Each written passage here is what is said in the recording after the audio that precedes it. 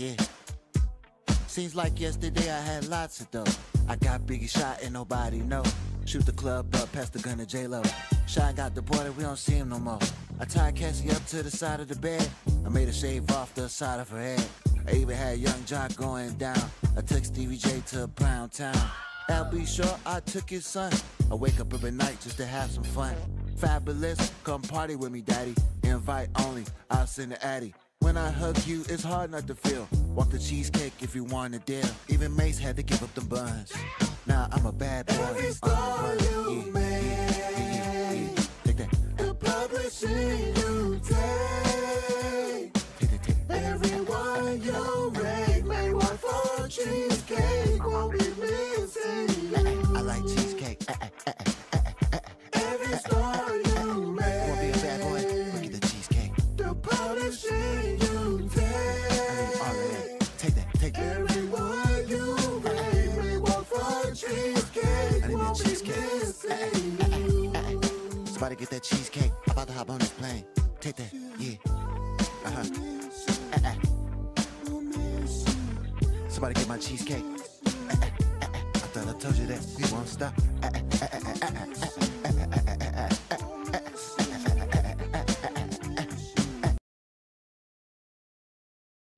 Welcome back, ladies and gentlemen. Camp Hustle 1 here, back with another video. Let's get started. Good to see you guys all back again.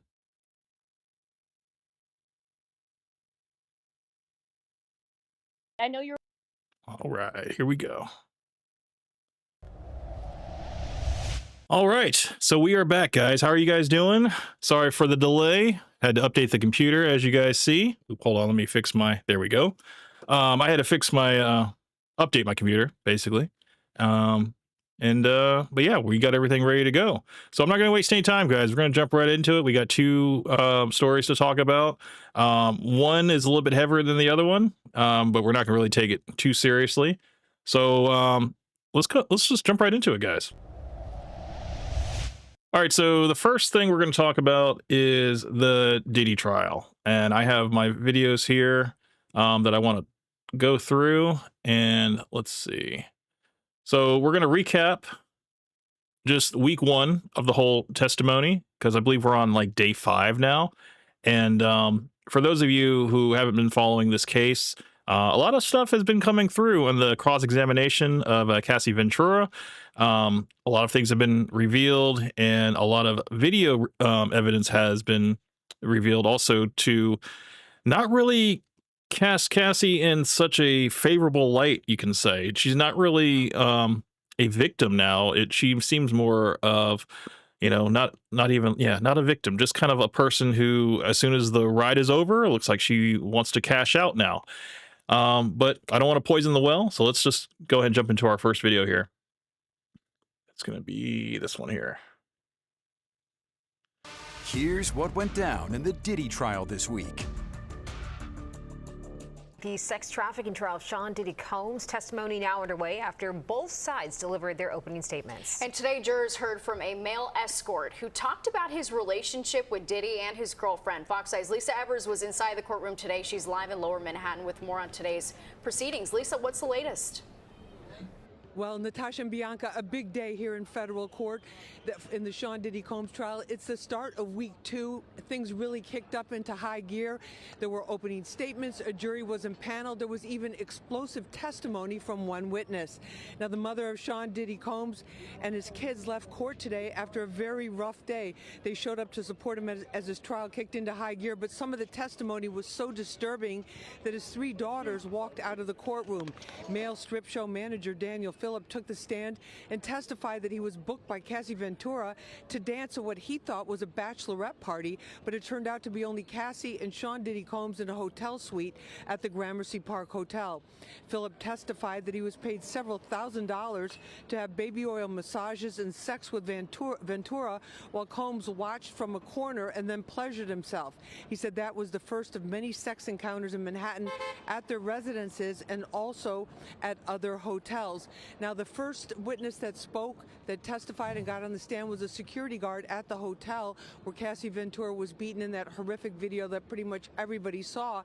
Yeah, for those of you that don't remember, basically P. Diddy had I guess he chased down Cassie in a towel. He put a towel on. And he also had his shoes on. Chased her down, and just kicked her while she was down, and basically dragged her back into the room. And it was not a good look for him. In Los Angeles in 2016. Now, he testified that he shielded her from Combs because Combs did not want her to leave the hotel after the attack, but he says he shielded her, helped her go back to the room, get her bag and her phone, and get her out of there. So a lot happened today, a lot more expected tomorrow, and we're also expecting to hear from Cassie Ventura on the witness stand sometime this week, probably sooner rather than later. That's the latest here from federal court. I'm Lisa Evers, Fox 5 News. Well, dramatic day of testimony inside federal court in Lower Manhattan as Cassie, Sean Diddy Combs' ex-girlfriend, took the stand. The R&B singer candidly discussing the disturbing allegations leveled against the music mogul, including the freak-offs. Fox 5's Teresa. You know what's crazy about this whole thing is that Cassie right now is pregnant with her new boyfriend's baby, and her boyfriend is just sitting in the courtroom, just sitting there quietly, stoically, just hearing all of the crazy stuff that Cassie had to do with Diddy in terms of, organizing the freak off parties, going to adult stores to pick up items for the freak off parties.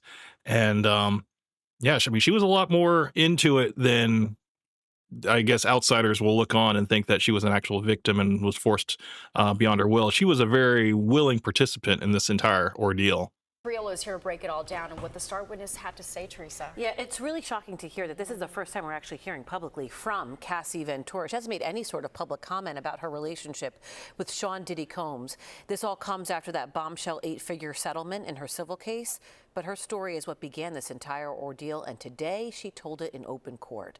Much of Cassie's emotional testimony focusing on those freak-offs. She said, quote, the FOs became a job where there was no space to do anything else but to recover and try to feel normal again. Much has been made about the... Sonic has entered the chat. How you doing, sir? How you doing, Camp? How are you? Well, brother? I'm doing good, man. Working a lot. Just got off of a 18-hour shift between both my jobs and ran a little bit late on the last one, but I'm here. I'm here to do the weekly stream, and I got two stories that I wanted to talk about that I didn't really have an idea until like the last 48 hours, and apparently this whole Diddy case, it's going to be a 10-week case. So there's a lot of evidence, a lot of stuff that they're going to present, a lot of witnesses that are going to come forward. And yeah, I believe, I can't remember the exact settlement. I think they were talking about like $20 million that they were trying to settle out and stuff. But I think was not willing to, Cassie was not willing to accept it. And but I think there's still more to be said about this. I've been watching a couple people react to it and just, gathering their different perspectives and stuff. But kind of the overall feeling about Cassie is that she is just as much of a willing participant in this as the other people that are going to come forward that for some reason were silent, during this whole thing of happening. But yeah, man, welcome to the stream, man. Thank you so much for joining me, man. Hopefully the other hustlers will unite on this one as well. These drug-fueled sex marathons with escorts or sex workers in homes and hotels. Diddy's a freak, man. Like, I mean, this guy is, one of the top, billionaire rap moguls, has all this money and stuff like that, and is just a sex freak, man. Like, he's all about being the guy in the corner, like... It's like it's the title of Kanye's new album, The Cuck. He is that, just with 1,000 bottles of baby oil. And it's kind of wild, man. It's like you get to that level of wealth, and it just becomes about power. And it's not about what you can buy, because you can have anything you want, and you can pay off anybody you want to be quiet. And I think that's what he's been doing. The whole thing about my whole angle about Cassie being a willing participant in this is that she's been with Diddy for 10 years. Okay. So you can't tell me that he did all this bad stuff to you and then you still stayed with him. The fact that he beat her up, kicked her in the head in the hotel lobby, and then she went right back with him the next day. You can't say that, she was being held against her will. I think she was, she was compliant. She was basically, she had her record deal, she had all the money she needed. And it was just, she had the drugs, she had the alcohol, she had the life. And, Diddy had been with her ever since she was like 19 years old. And he basically took her under the wing. Yes, he had her under contract for like 10 albums. So yeah, she was basically locked in with Diddy. That's the whole thing about him. Eat for Life. What's up, dude? Welcome to the stream. I was wondering if you were going to come see me, man. Welcome. Just jumping into this whole Diddy trial, man. It's pretty interesting as far as the information that's been coming out, but we're still only like a week into this thing, and we got a lot more people to come forward, a lot more video proof to be shown, and right now they says as is, if all the charges that go through and Diddy is found guilty, it's life in prison for him. So, but from what I have gathered so far is that he's not denying that he beat Cassie, so they're kind of moving more towards like the domestic violence angle, and it's like, it's not necessarily like a sex trafficking thing anymore. It's just like, no, it's just domestic violence, which it's a lesser offense, but it's still I mean, all of the baby oil that's like, I guess they said it had LSD in the baby oil and stuff, and then all of the parties that Cassie had organized for Diddy, she's being forgiven for everything that she did on her end, and everything's being levied towards Diddy himself. So I'm wondering if she's going to be liable for anything. We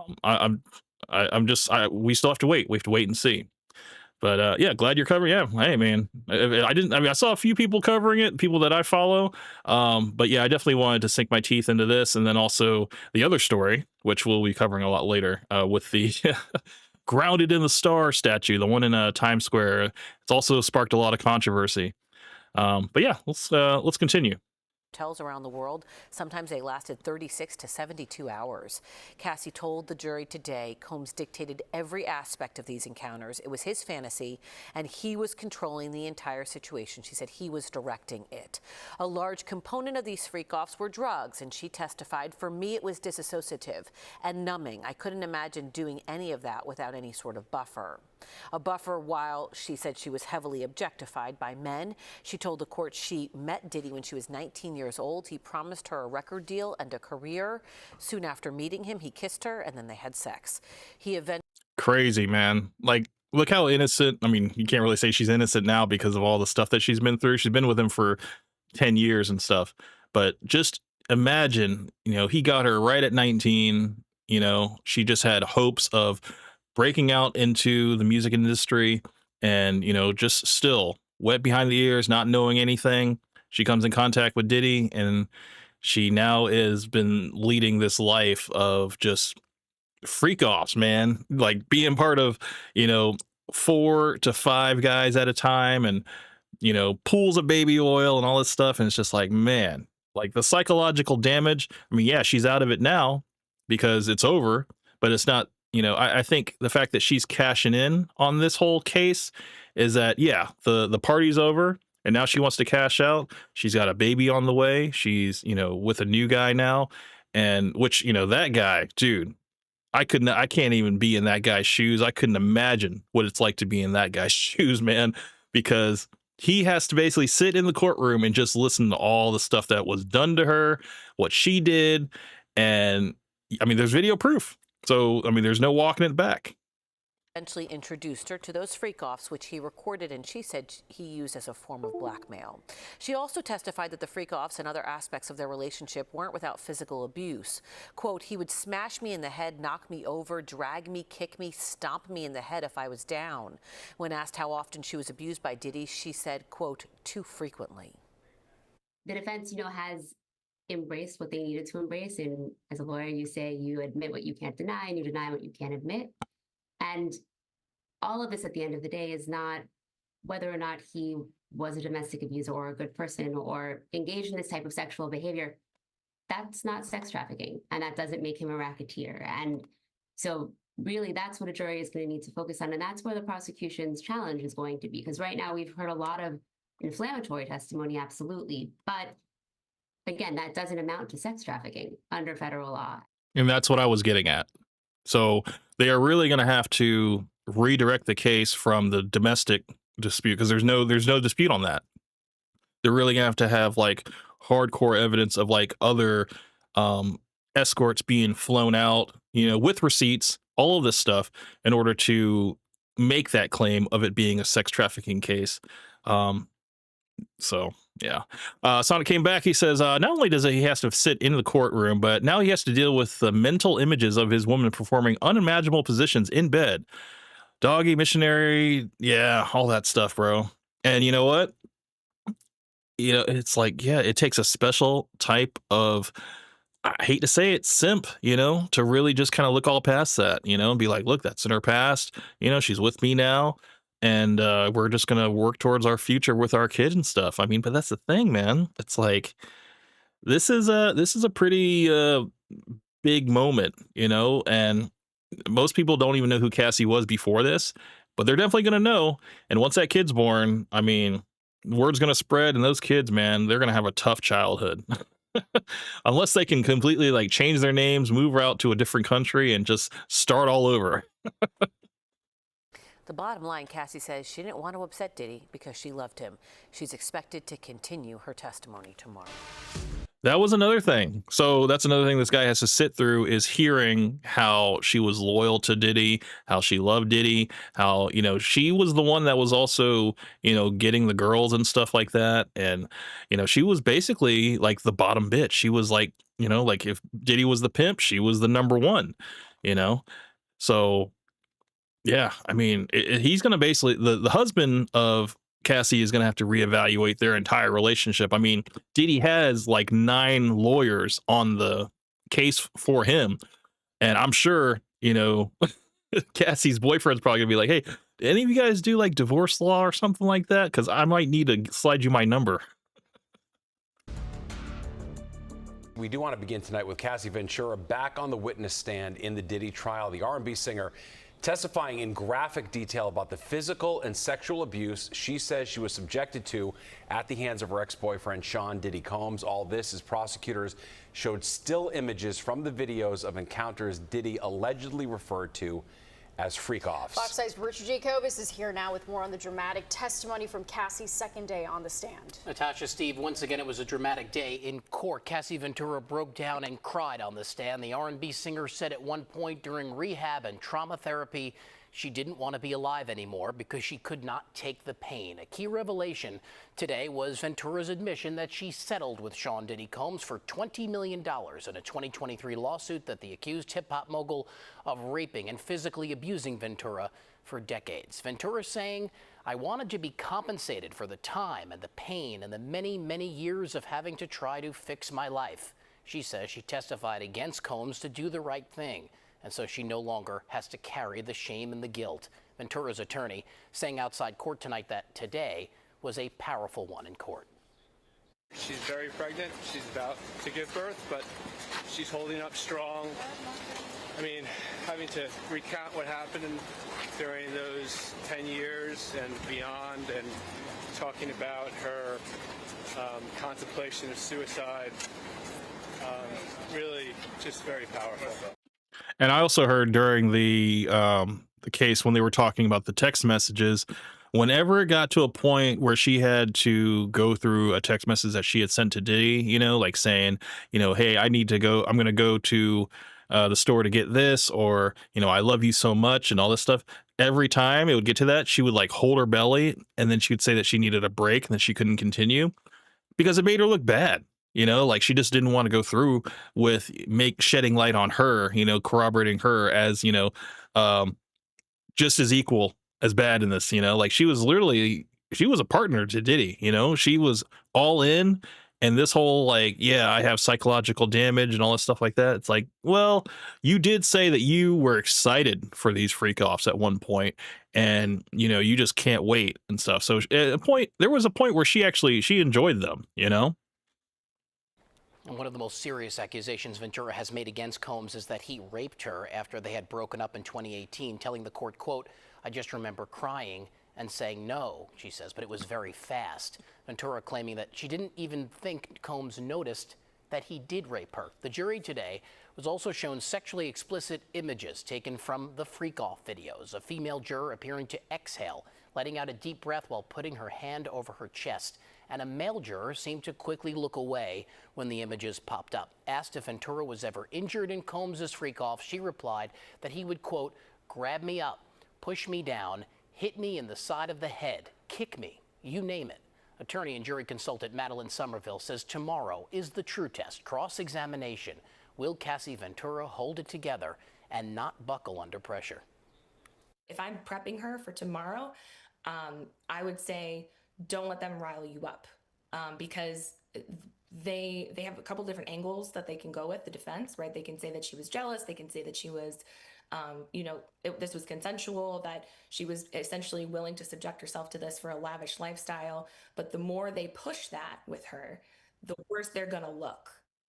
Exactly. Eat for Life, he came back, he says, I agree that she was all in to a certain extent.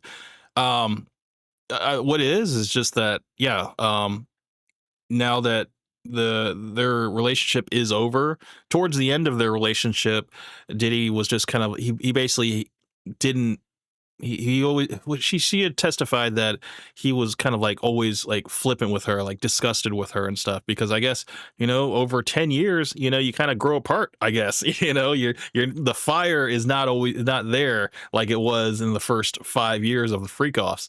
And so she was looking for an exit strategy, you know. So what's the best way to plan an exit is to be like, hey, you know, he raped me and I have all this psychological damage, and I can provide dates and, you know, evidence and testimony to prove my innocence. But the fact is, there's too much video evidence that will not prove her innocence, man. She's going to be like, oh, no, you're an accomplice, you know? And aren't you smiling here? You know, there was actually a couple parts in the courtroom where they're recounting certain text messages and stuff. And yeah, she was smiling, you know, she was remembering it with like, you know, colored glasses. She was happy, you know, she's like, yeah, it was a good memory, you know?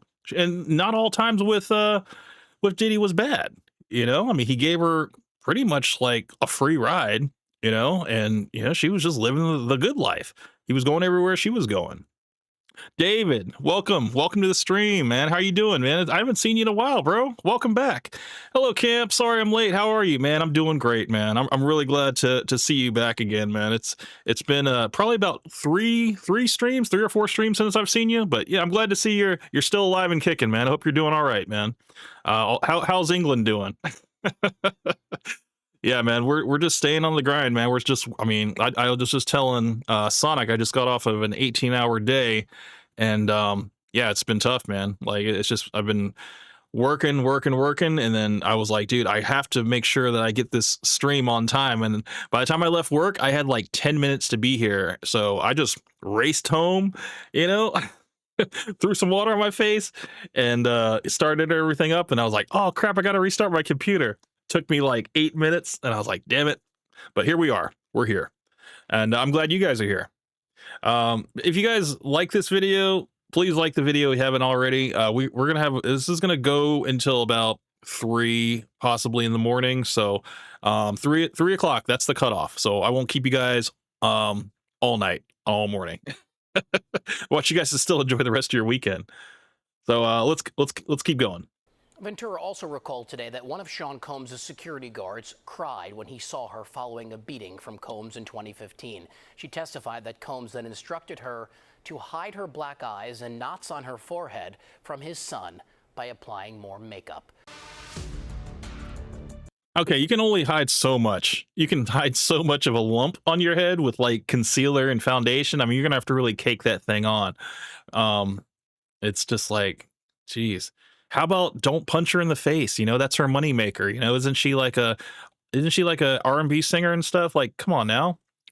Anyway, was it Eat for Wife said he came back, he says, I'm glad you made it on time. Yeah, dude, I made it within the hour. That's the best I could shoot for. You liked it for sure. Appreciate you, man. Thank you so much. Now to an explosive day of testimony in the sex crimes trial of Sean Diddy Combs. Star witness Cassie Ventura is questioned by the defense, who tried to portray her as a willing participant in the freak-offs. Here we go. This is going to be something that's going to play to my entire mindset of this, is that even though she was subject to the occasional kick to the head, you know, the slap to the face, maybe even the closed hand to the face, she was still coming back to him. And, you know, some people might say it's that, what is that psychological damage that someone has when they fall in love with the person that is kidnapping them? What is that called? I know you guys know it. I don't know it right now because I'm on live. Sonic, I'm looking at you. I'm pretty sure you know what I'm talking about. Anybody else that wants to like let me know what that condition is? She definitely had it. She was like, well, she probably had it after the enjoyment of the whole experience, because I mean, free drugs, free alcohol, you know, all the sex you want and stuff like that. I mean, I'm sure she was enjoying the most of it and stuff. Maybe having to take a couple days off and stuff. But yeah, I think after a while, yeah, she was probably like, yeah, I really don't want this for my life, you know. Stockholm syndrome. There you are, David, coming through like an ace. Thank you, sir. Yeah, that's what it was. I was thinking it definitely is a version of Stockholm syndrome. Just, you know, maybe because she was so young in the beginning, you know, she trusted him.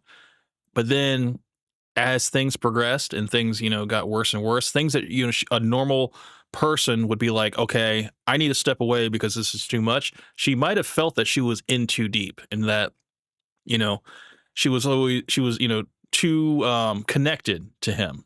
You know, because I mean, this was probably like her first like serious relationship at 19. Come on now. I mean, she probably didn't have that many before. So for 10 years, yeah, she definitely probably felt like they were married at some point, you know, like they were, you know, bad boy and bad girl for life, man. Like she was going to be there to the very end. But yeah, man, it's I think there's only so much that your psyche can take before you realize, okay, I'm now at the lowest of the low. I feel just so depressed. I feel like my life has no worth. And I'm pretty sure that's what she was feeling, you know, like she's like, people are just, you know, going in and out. And just, it's like, yeah, dude, I can see how that can just do a number on your psyche and her self-worth. And it probably, you know, as soon as she finally stepped away, you know, like the pieces of her life started to fall back into place. And, you know, but for one thing, another fact, her current boyfriend or husband that she's with, she met him when she was with Diddy. So she still hasn't had that time to be by herself, you know, since she was, you know, the age of 19. So yeah, it's she's definitely in a sort of a codependent type mindset, where she probably doesn't even know how to be alone because she's been with, you know, Diddy for so long, and now she's pregnant with this other man's baby that, you know, they're going to try to start their life. Yeah, bro, it's just like she definitely needs to have a lot of therapy, man. And, you know, I cannot guarantee that the guy is going to stick around after all of the evidence put forward on this case. I mean, you would have to be absolutely crazy to stay with a woman like this, because you're just like, dude, this is not really worth it, man. I can just go find another girl and start completely over, clean slate. E4Life came back. He says, after a few years in, she said she didn't want anyone else doing those things with him, so she did it. I think that could have been a way out if she really wanted it. Yeah. The thing about the I guess the depression, the drugs and alcohol, it definitely probably brought her, you know, to just like such a low mindset that she's like, I have no self-worth at all, you know. And she's like, I just think I need to just get a clean break and just be away from this guy, you know? And she just, you know, Diddy, he's not changing, you know, he's just like, no, man, this is still the same program as it's ever been. I'm still going to need you to plan these freak offs and all this stuff. And yeah, man, I'm sure like he wasn't willing to change. And, you know, she was just like, look, you know, enough is enough. And, you know, she got out. And Fox 5's Lisa Evers is live in Lower Manhattan. And after spending the day in the courtroom, Lisa is bringing us up to speed. Lisa. Yes, well, Natasha and Bianca, the court session here ended just a short time ago. That is later than usual. That's because they're trying to wrap up this testimony with Cassie Ventura, the cross-examination of her, within 2 days. Now, just a short time ago, take a look at this video. We saw Sean Combs' sons leaving the court, getting into the black Sprinter that takes them to and from the trial. Combs' 3 daughters were not in court with them today. They were missing yesterday as well. Just moments ago, we caught up with Cassie's attorney, Douglas Wigdor. Here's what he had to say. There's no credibility issues with her. The facts are the facts. She's telling them as they are, her truth, and they are what they are. This is not a typical cross-examination. There's no issues with her credibility. There's 2 sides to every story, and you can't rush to judgment, and you have to just wait until all the facts, and we did see the facts, and we did see the receipts as to what was happening in real time with their relationship. Now, this was Cassie's first day under cross-examination by Diddy's defense team. It was her 3rd day on that witness stand under oath, Natasha and Bianca. Yeah, Lisa, so Cassie also dropped a bombshell statement about Diddy's drug use. What does she have to say about that?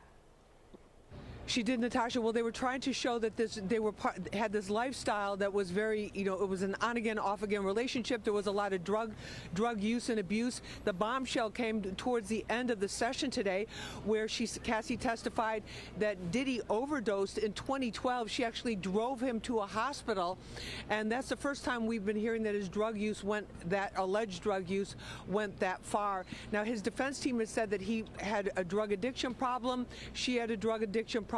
She talked about that again today, because they're really trying to show that she was right there with him, that she was not in a situation where she was being trafficked. Natasha and Bianca?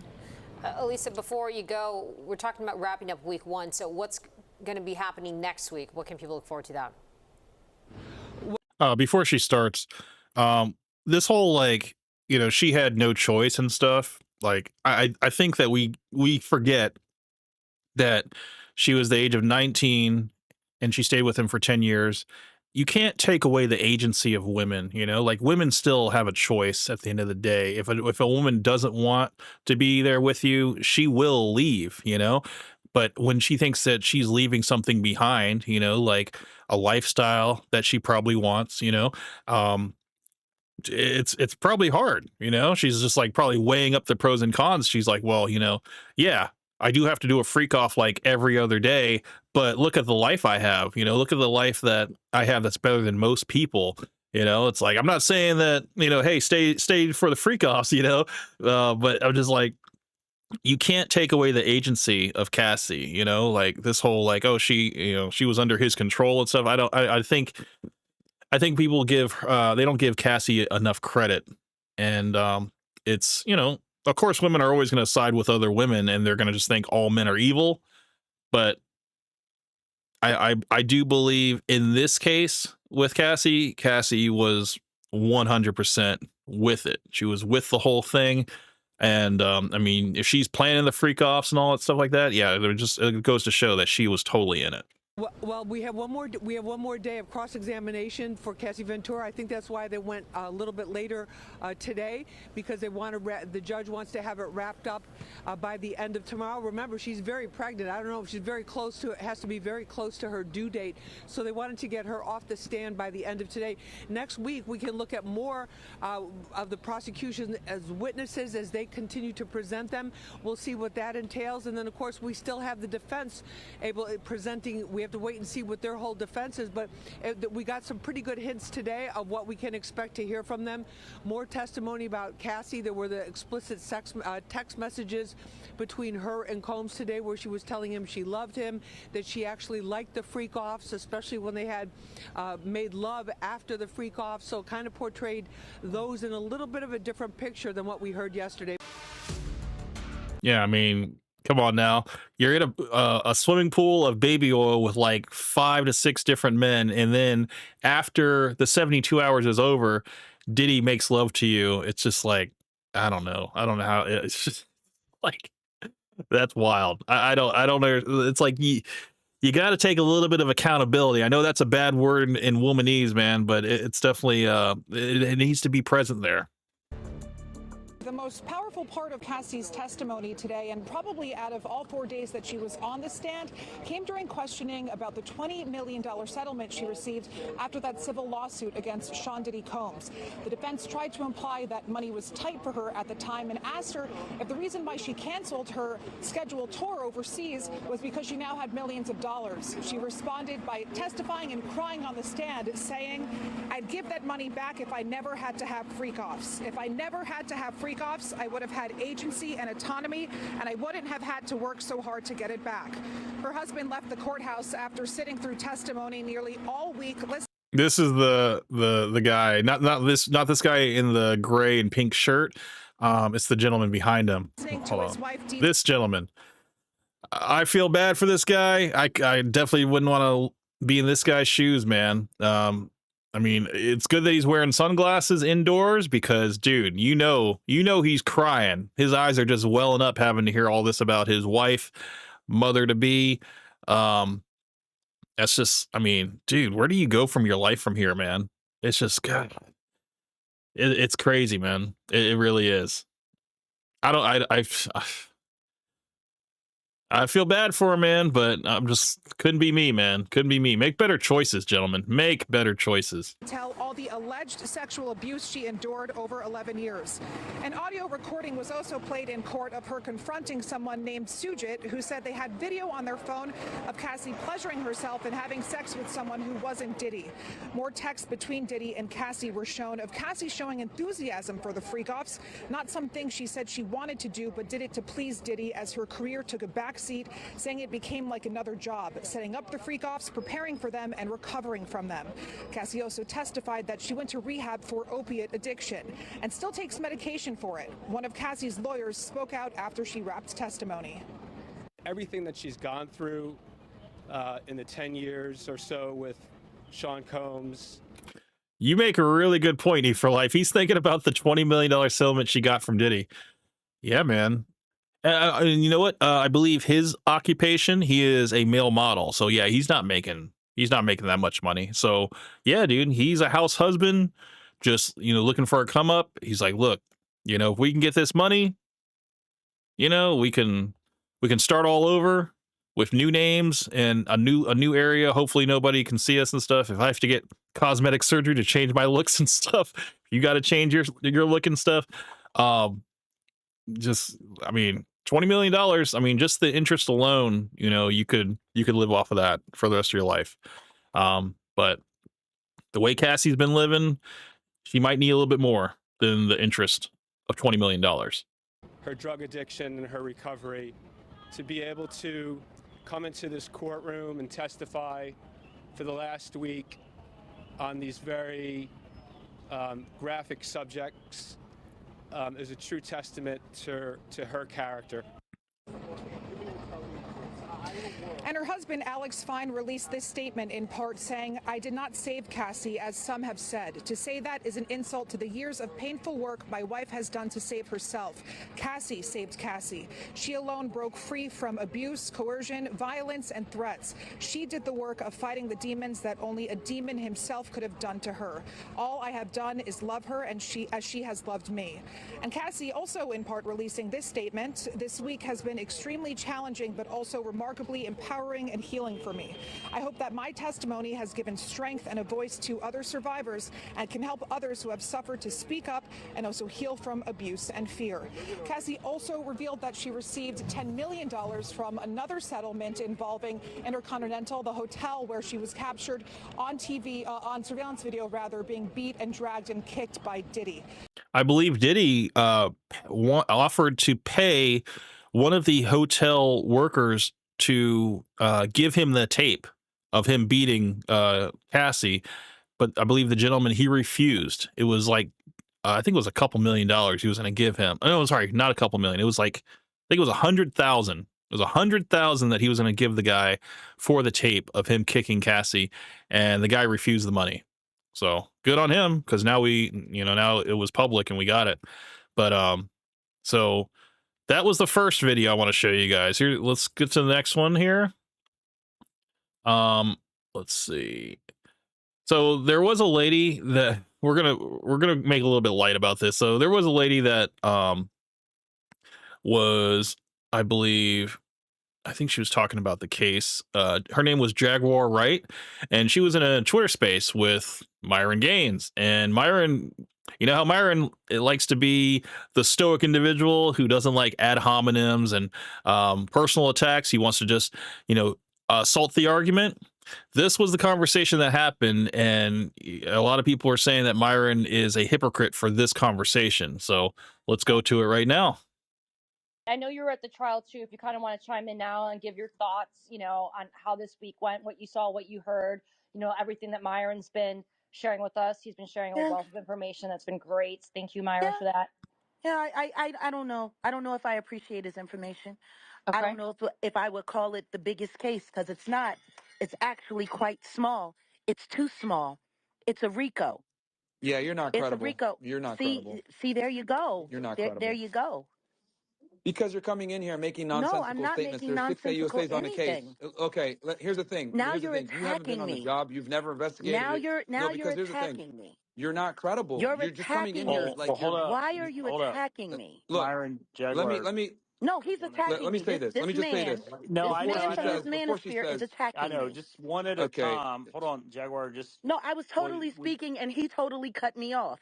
So if you want to address someone, why don't you address the Because you were person that was attacking my being? credibility. I didn't. I did not attack your credibility. Yes, you did. What I said is Jaguar, I don't know if I Myron, agree listen. with you. That's what I said, and apparently you have a No, you said problem I'm wrong. with being disagreed with. Now, are you here to be the No, star? Or are because you you said here? I was wrong. No, I said. Hey, guys, y'all hold up 1 minute, okay? Jaguar, I definitely, absolutely want you to respond. You're invited speaker, and we want to hear your perspective. You're going to have the floor. Myron, just try to speak one at a time. Go ahead, say what you're saying. Let her respond to you, because I think we need to hear it out. Go ahead.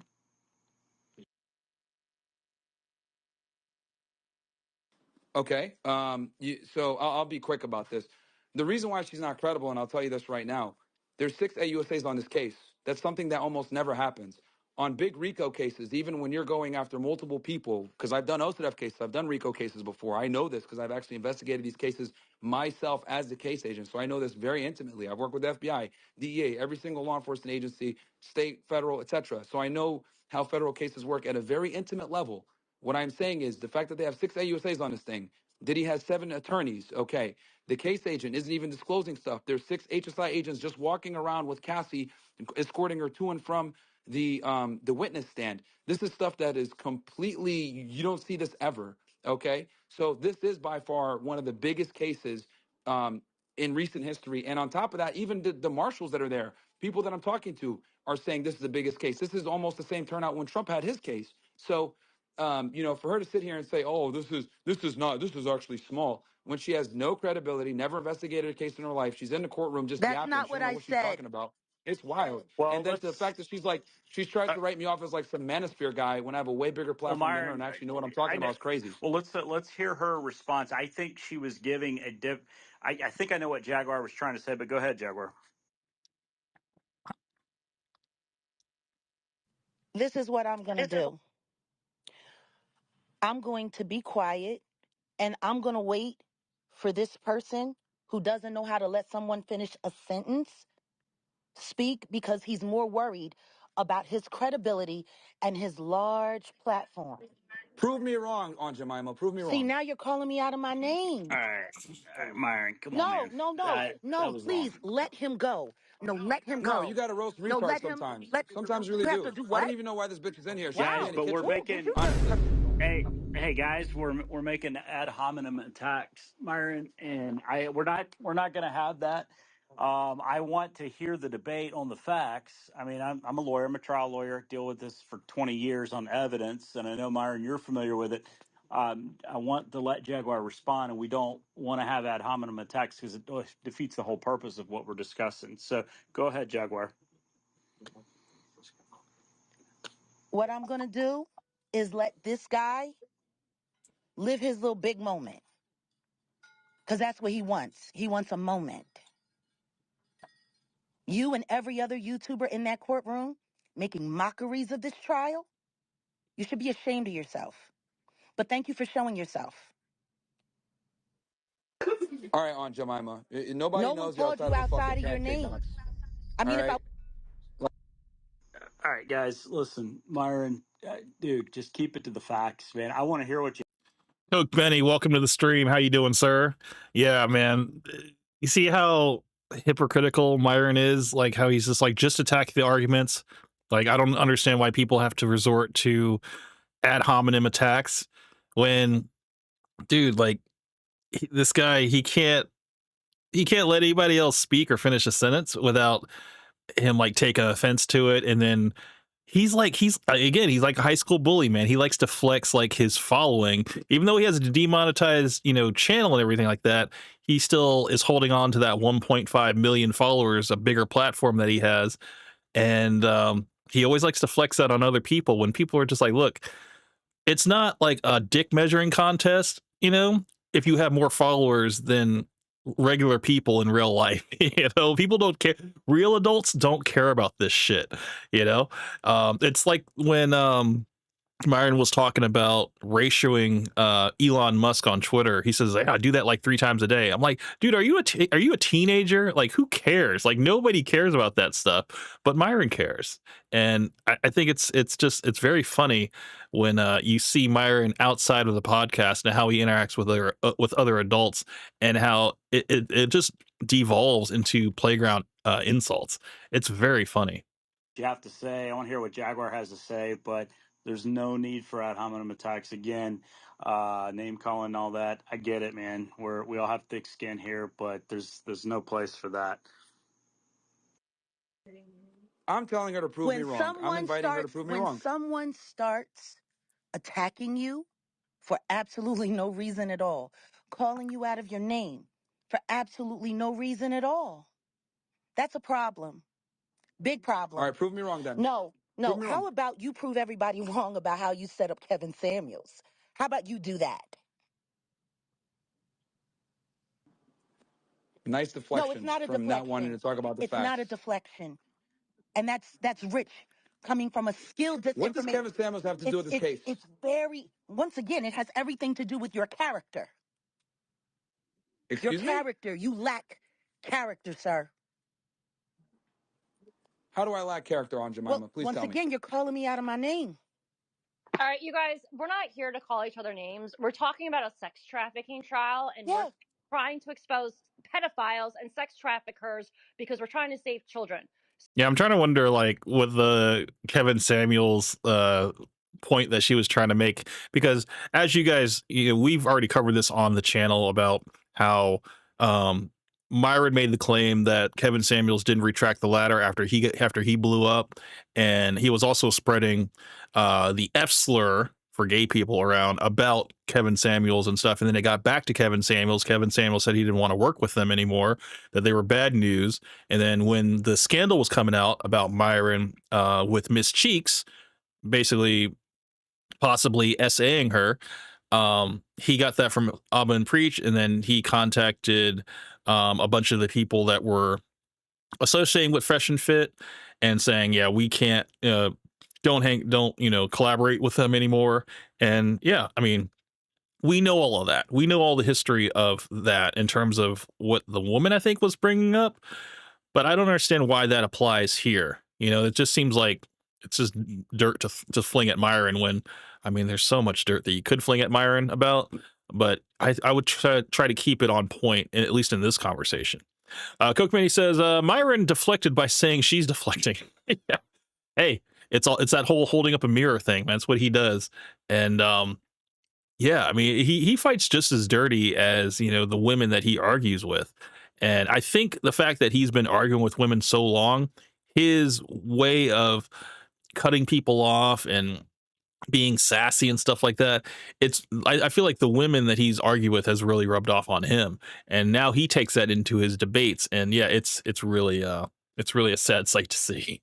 So we need to stop with the ad hominem attacks. We need to stop with the name calling, and if you don't, you're gonna get kicked out of here. All right, Jaguar, please continue. What I was? Well, she started with me, man. Here we go. Misogyny 101. She started it. It's like, come on, Myron, just grow up, bro. Mute your mic, man. Said my name and you spoke? Yeah, I kicked him out. Okay, go on. Moving on. I'm not going to put up with this bullshit.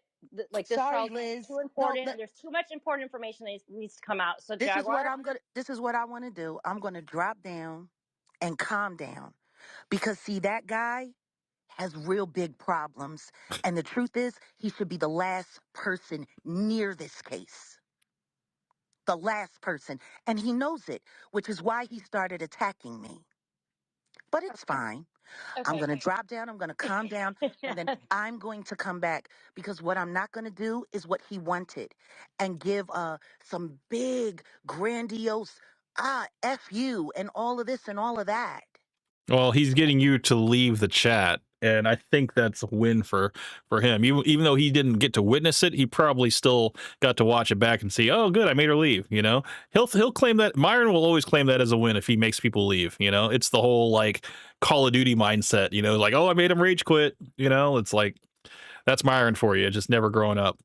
There is one more video I want to show you guys of Myron, and then we can get to the next story. This crazy black chick crashed out on Myron. I think he's still out, you know, watching the case and stuff like that. But yeah, this crazy woman, dude. We got to check this out. This just dropped today. I'm your West mother nightmare, bitch. A confident black bitch. Here, look. I'll tell you. Oh, wow. You're bald, yeah. Too. You're bald. I got more hair than you. Yo, she got a fade. I can't stand you, a piece of shit. You a Sudanese monkey. Is that why you're angry? I think you're the one that looks like Is that why you're angry? I don't give a fuck. If I'm a monkey and then what? What the fuck you gonna do about it? I'm a monkey. What the fuck you gonna do? You go on there. Now you do it. Yo, this is content. This nigga don't eat food. Nigga, you need to eat. Stop being so angry. How far is the bomb too? No, I hate retards. Okay, so you must hate yourself. No, that would be you. So Myron, that would be you. Look at my titties. You like what are these black titties? What? Myron, why are you such a piece of shit? Bro, I'm about to catch her up. You just being next to her. Okay, listen, Myron, why are you such a piece of shit? Bro. Tell me why you disrespect black women. Do you hate your mom that much? What is going on here, dude? Holy shit. She just showed up and flopped out.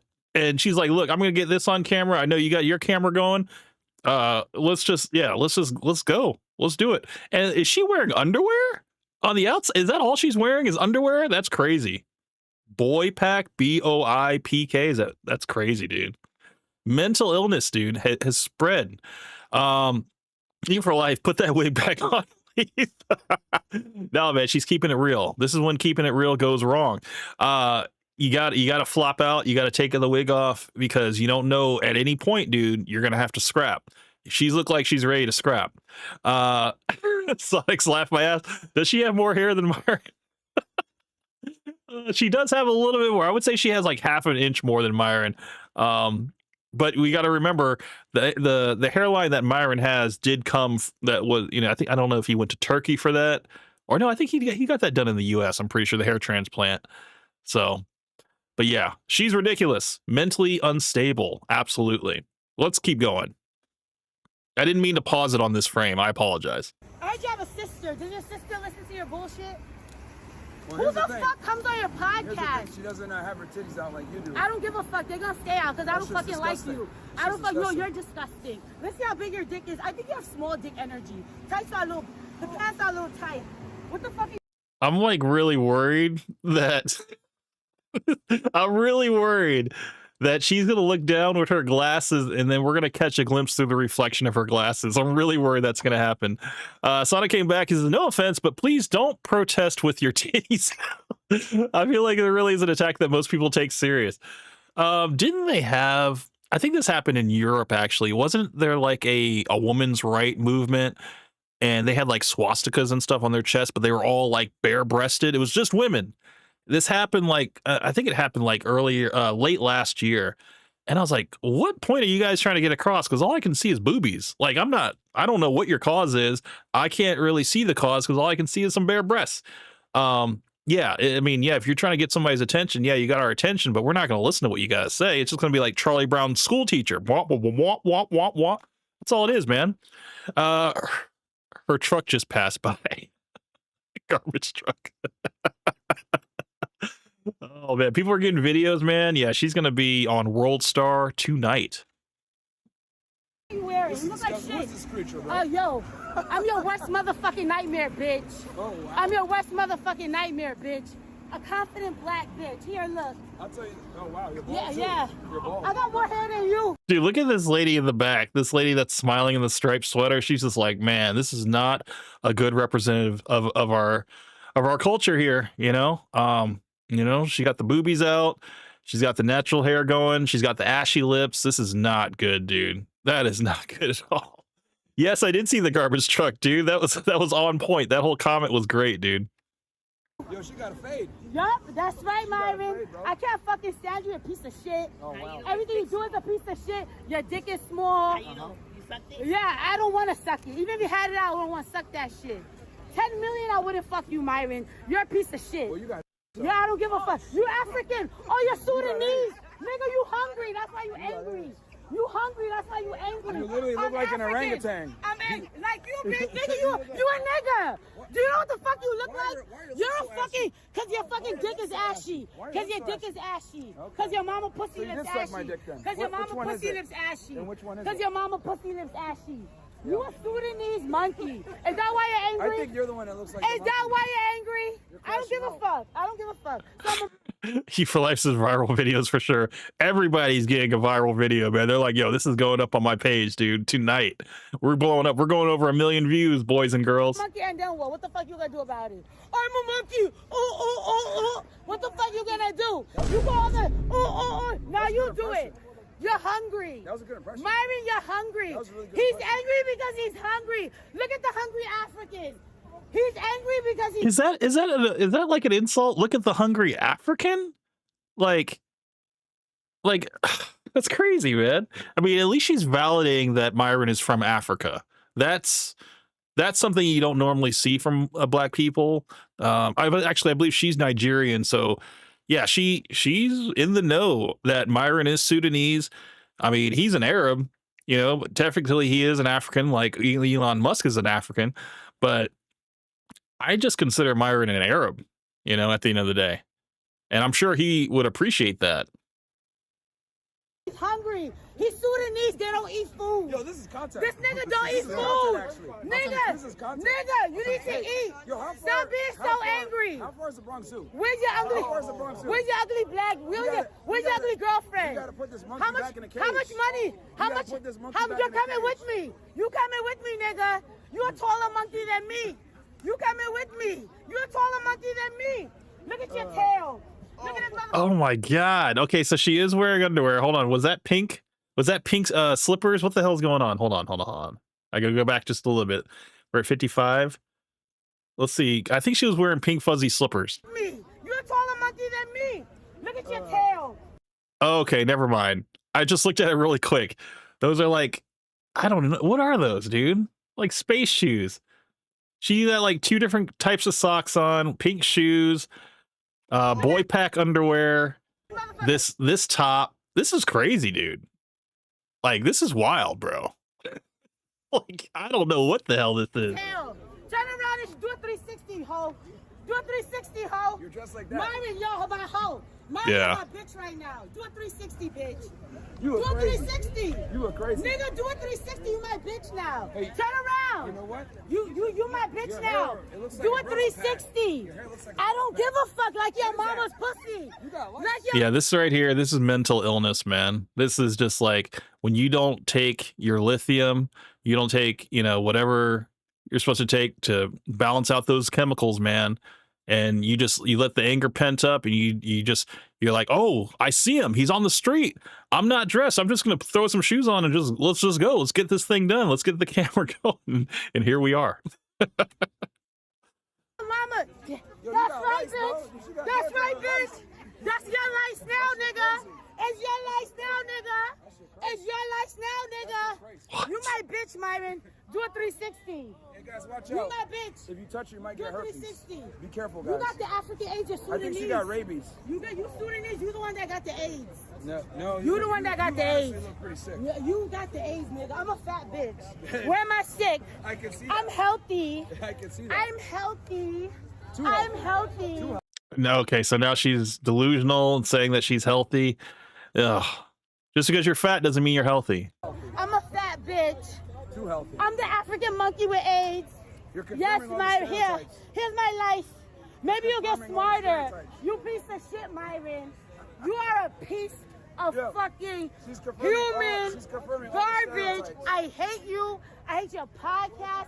You trash. You are the literal formation of garbage. That's like the worst like hater that I've ever seen. Like I've seen a lot of haters. This is probably going to be up there with like top 3 worst haters of Myron, worst haters of the podcast. I don't consider myself a hater. I consider myself a little more calculated. But yeah, she definitely needs to go home and take some notes. Human fucking, look at the garbage, everyone. Look at the garbage. Always trying to put down. She's shouting, look at the garbage. And everybody's just like, whoa, this is wild. A black woman. Look at the trash. She's some shit about. She's we proving need the to put you on stereotypes the right. spot. You're the piece of trash now, Myron. You're trash. You are garbage. It's good that garbage can laugh. Yo, you can't make this up. Cage. Get Can't this make this up. motherfucker's cage. Get your cage, nigga. Get in your cage, nigga. Get in your cage, African. Ooh. Get in your cage, bitch. She's doing a monkey. Get in your cage, bitch. You're a monkey too. She's doing her natural move. You know how stupid you fucking look on your podcast, making fun of black girls? Your mother's a black bitch. Your mama is a black bitch. How much you hate fucking black women? Yo, you look like Ron Artest. I don't give a fuck. Like you Here, look at the literally- titties you look again. like Ron Here, look at the titties again. Oh.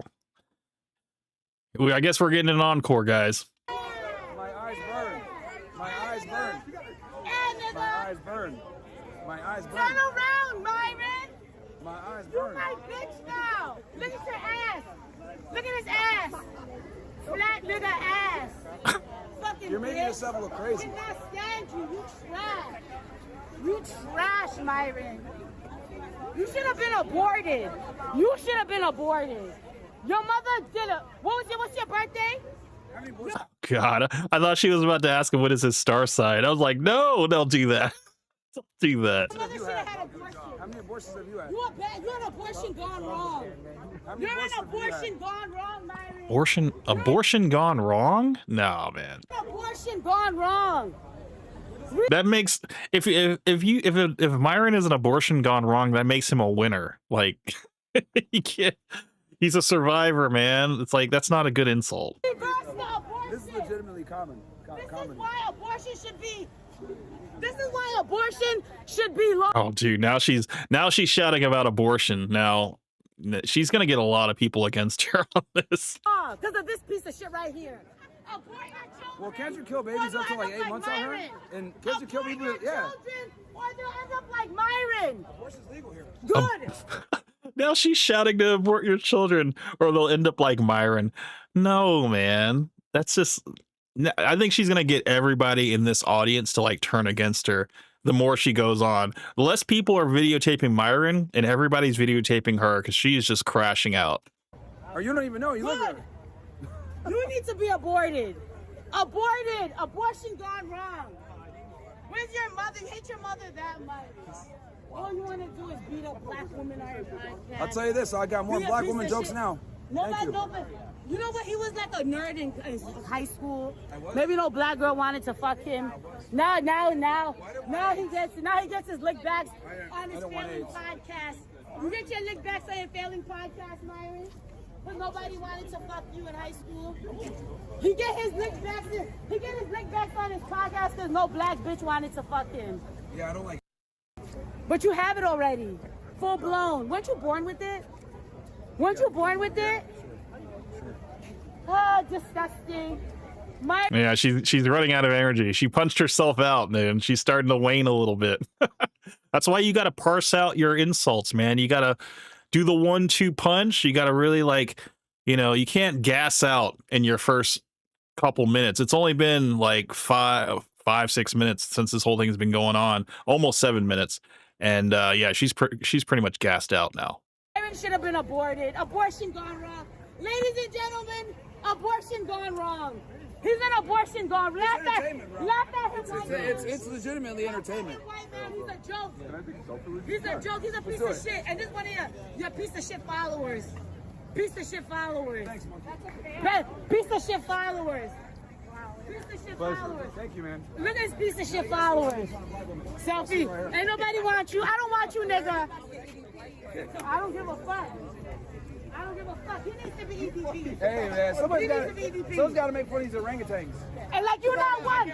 He's so stupid, nigga. You a nigga. You so fucking stupid. Look at the. You darker than me. You darker than me. Who the fuck is the monkey? You darker than me. I don't think so. You darker than me, nigga. You look so fucking stupid. Calling black women a monkey, you black as fuck, nigga. You from Sudan.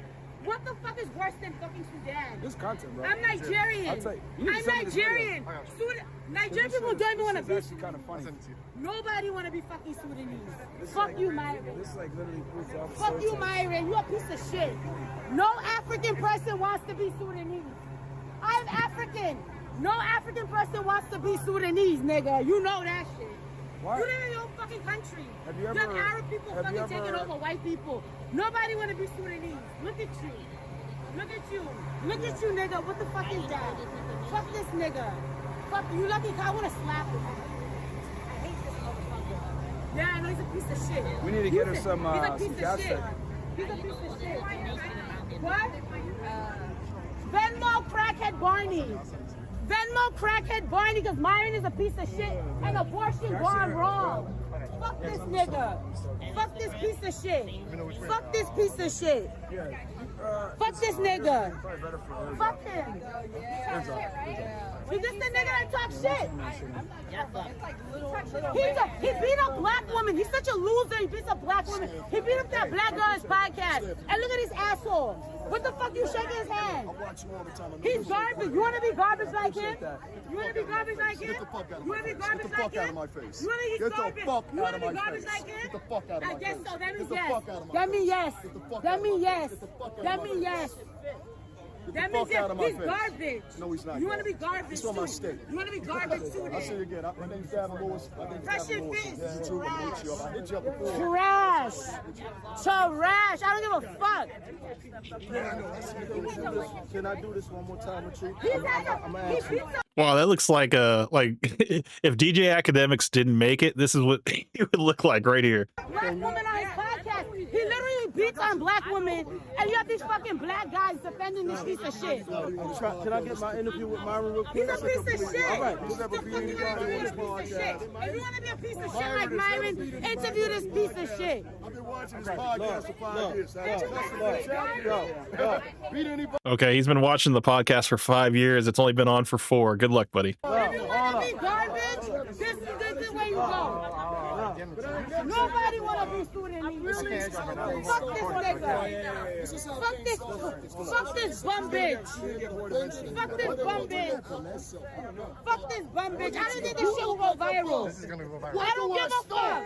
Angry black nigga. First of all, your motherfucking legs ashy in a motherfucker. That's right, nigga. Then you got the jump ball yelling to us all. And I still won't fuck you. Yo, shit don't even matter. What the fuck is this? What are those? What are those? What are those? What are those? What are those? What are those? What are those, bitch? Read it. Read it, bitch. Read it. You ugly nigga. Like your mama. Like your mama, bitch. why is she calling people broke, man? Like, this is wild, bro. Look at this broke ass nigga. Look at this broke ass nigga. Look at this broke ass nigga. Pull your keys out. With this fucking bullshit. With your broke ass nigga ass. I don't fuck about your keys. Pull your keys out. To the shelter. Pull your keys out. To the shelter, nigga. Keys to the shelter. Your curfew, nigga. Your curfew, nigga. To your shelter. I look like I live at the shelter, nigga. You look like you stay at the shelter. You're fucking dirt boy. Let me guess. You sell pussy, right? You sell pussy. You gotta sell pussy. You sell pussy. With your stinky dick. With your stinky ass dick. Look at this. Look at this. Look at this. She's not even fighting with Myron anymore, man. She is just fighting the crowd, dude. This is wild. Piece of shit, nigga. Look at this bitch. That's right, nigga. This bitch is a personification of dirt. We gonna start calling you Joe Dirt. Joe Dirt. Joe Dirt. Joe Dirt. Joe Dirt. Joe Dirt. You dirty bitch. You dirty bitch. Look at this bitch fit. Look at this. My mama beat your ass, bitch. Your mother's my a mama bitch. beat your ass, bitch. She should have My beat mama yours. beat your She ass, should have beat bitch. yours, nigga. Keep talking You need dirty. to get your ass Keep beat. talking dirty. You need to get your I ass love this beat. static, you You need dirty to get your bitch. ass beat. You dirty bitch. And what the fuck? You're a dirty ass nigga, bitch. You're a dirty ass nigga, bitch. What's gonna happen? Dirty ass nigga, You gonna do bitch. what? Fuck you. You gonna do what? Get the Shut fuck the out fuck of here. up. What the hell is this lady talking about? You're being too aggressive, dude. What the hell? Have you not been, she's got the lady to her back right now like she hasn't been hearing her for the last 10 minutes. What the hell? You're being too aggressive. You gonna do what? You gonna do what? Don't touch me. I'm not Don't touch me. I'm not Don't touch me. Don't touch me. Stop walking towards me. You walk Stop walking towards me. Control me. Control me. See, this is the problem, man. It's like women know that we can't hit them, so that's why they can get up in our face, put their fingers and all this stuff, because they know that we're not going to touch them, dude. Like we're all smart, you know. The cameras are on everybody. He's not going to catch a case over this lady. It's not worth it. Control me. You see me, right? Get the fuck Who the fuck away. you telling to walk away, bitch? Fuck you. Fuck you. Fuck you. Fuck you. Fuck you. Fuck you. Who's dirty? Look at you. Look at you. Look at you. Who's gonna hit her? Stop telling me. See, that's what I don't like. You're sitting here telling me I'm gonna hit her. If I was gonna dump her ass, I would have dumped her. Get it out your mind. Get it out your mind. So she's talking shit, right? She's talking shit, right? This bitch is sitting here talking about my mother. She sat here and said everything she wanted to say. And I didn't disrespect you. I don't have nothing with you. No, I know I don't have that. But nothing I don't with have to you. worry about you, right? I hate this. I hate, like, you know, seeing. I mean, I guess it's how the sisterhood has to operate. They have to take up for one another, but it's just like, come on, man. I know there's no accountability here. You know, we have to observe that there's no accountability whatsoever. Worry about her. I am. But All right. Because I ain't got nothing with you. No, I know, but I You understand what I'm saying? No, I understand, motherfucker. This dumb motherfucker. This dumb motherfucker. We need to make sure we're good, man. Man, do I look like I beat women? Yes. Oh, Jesus. You ask a question to a bunch of women, you know, taking up for other women. Of course, they're going to say, yes, you look like you beat women. Oh, man. Sonic just came back. He says, I don't know why this guy is jumping in. Let Myron handle that. He caused it. I don't know why sometimes people get into it. Man, I think it's just that people want to get involved, man. People just want to be a part of something, you know? The fact is, like, he already got him on tape, you know, saying, hey, I watched the podcast. He got to shake his hand and stuff like that. He's feeling good, man. He said he's been watching Fresh and Fit for 5 years, even though they've only been on for 4. I mean, that's a big deal, man. And I'm sure he's probably riding a cloud right now. He feels like he's pretty unstoppable. And yeah, this lady, there's nothing that this lady can do or the other lady can do to really bring him down from that.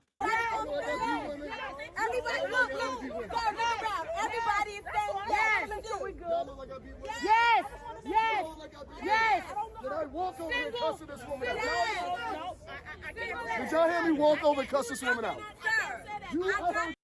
Yeah, that's about it. But you know what? This is the perfect segue into the statue video.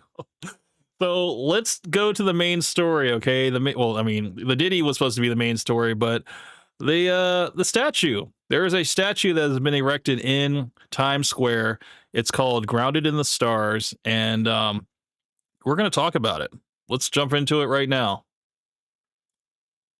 Democrats have been on a statue jihad since the summer of love. Christopher Columbus, Teddy Roosevelt, George Washington, even Honest Abe, even Frederick Douglass all got torn down. Statues are important. They tell the American story. But the left wants to desecrate and forget our heroes and erect their own statues. In Times Square, a giant statue of a black woman just went up. And when I heard about the statue, I was open-minded. American heroes come in all shapes and sizes. Who is this woman? What did she do to get a statue? A nice one, too. Nothing. This isn't a real person. It's a DEI statue. The sculptor says she's a fictional character who's meant to contrast the statues of white men in Times Square.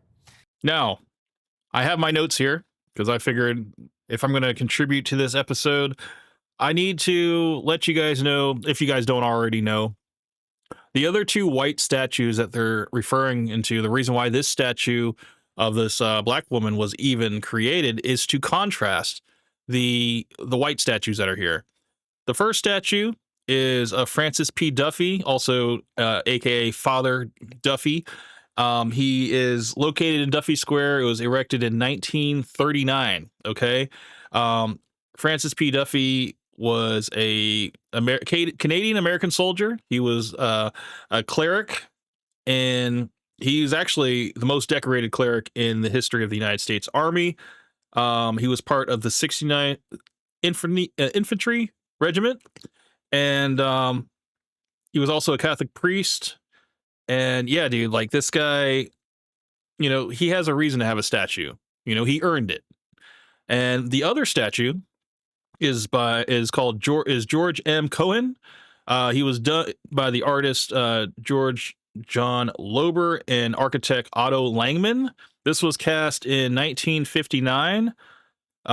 He was an American entertainer, a playwright, an actor, a composer, a lyricist, a singer, a dancer, and a theatrical producer. He is also known as the father of Broadway. Okay, he did such numbers as Grand Old Flag, Yankee Doodle Boy, Over There, and Give My Regards to Broadway. So yeah, a major contributor in the form of theatrical entertainment. Okay, that's why those guys are there. That's why this woman statue was created. So for what? I don't know. There's no achievements. There's no name. This is just a common AI generated person, generic person that is supposed to inspire us. But I don't understand where's the inspiration coming from if she has no reason to. Are we just supposed to, I don't know, be inspired just by her existence? Because I don't know. Maybe you guys can help me out in the chat. Like Father Duffy, a World War I hero who actually accomplished something. The artist calls this fake lady a modern-day David. The contrapposto pose of... I can hold on. Let's go back to compare those two statues. We gotta see them side by side once more. So they said that the reason why this is taken inspiration from the statue of David by Michelangelo is that the way the stance is, you know, he is standing, putting all of his weight on the back foot, and kind of how she's doing. You know, she has her hands on her hips, but she is putting the majority of her weight on her back foot, and that's where the connection is. I don't know. I mean, I think that's kind of a loose connection there. Couldn't be more different. I mean, these are polar opposites.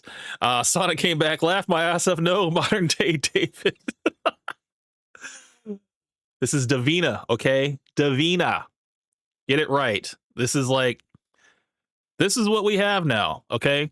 Times Square is like the central hub for the United States, okay? This is where the majority of world tourists go for the American experience. Whatever notions they have, preconceived or not, about our culture, they're going to see this statue.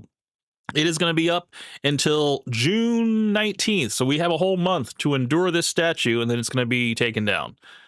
People are already signing petitions online to get this thing taken down. The last time I checked, it was at like 200,000 signatures already, because they're just like, what's the point? You know, black people are just like, what? This is not a good representation of us.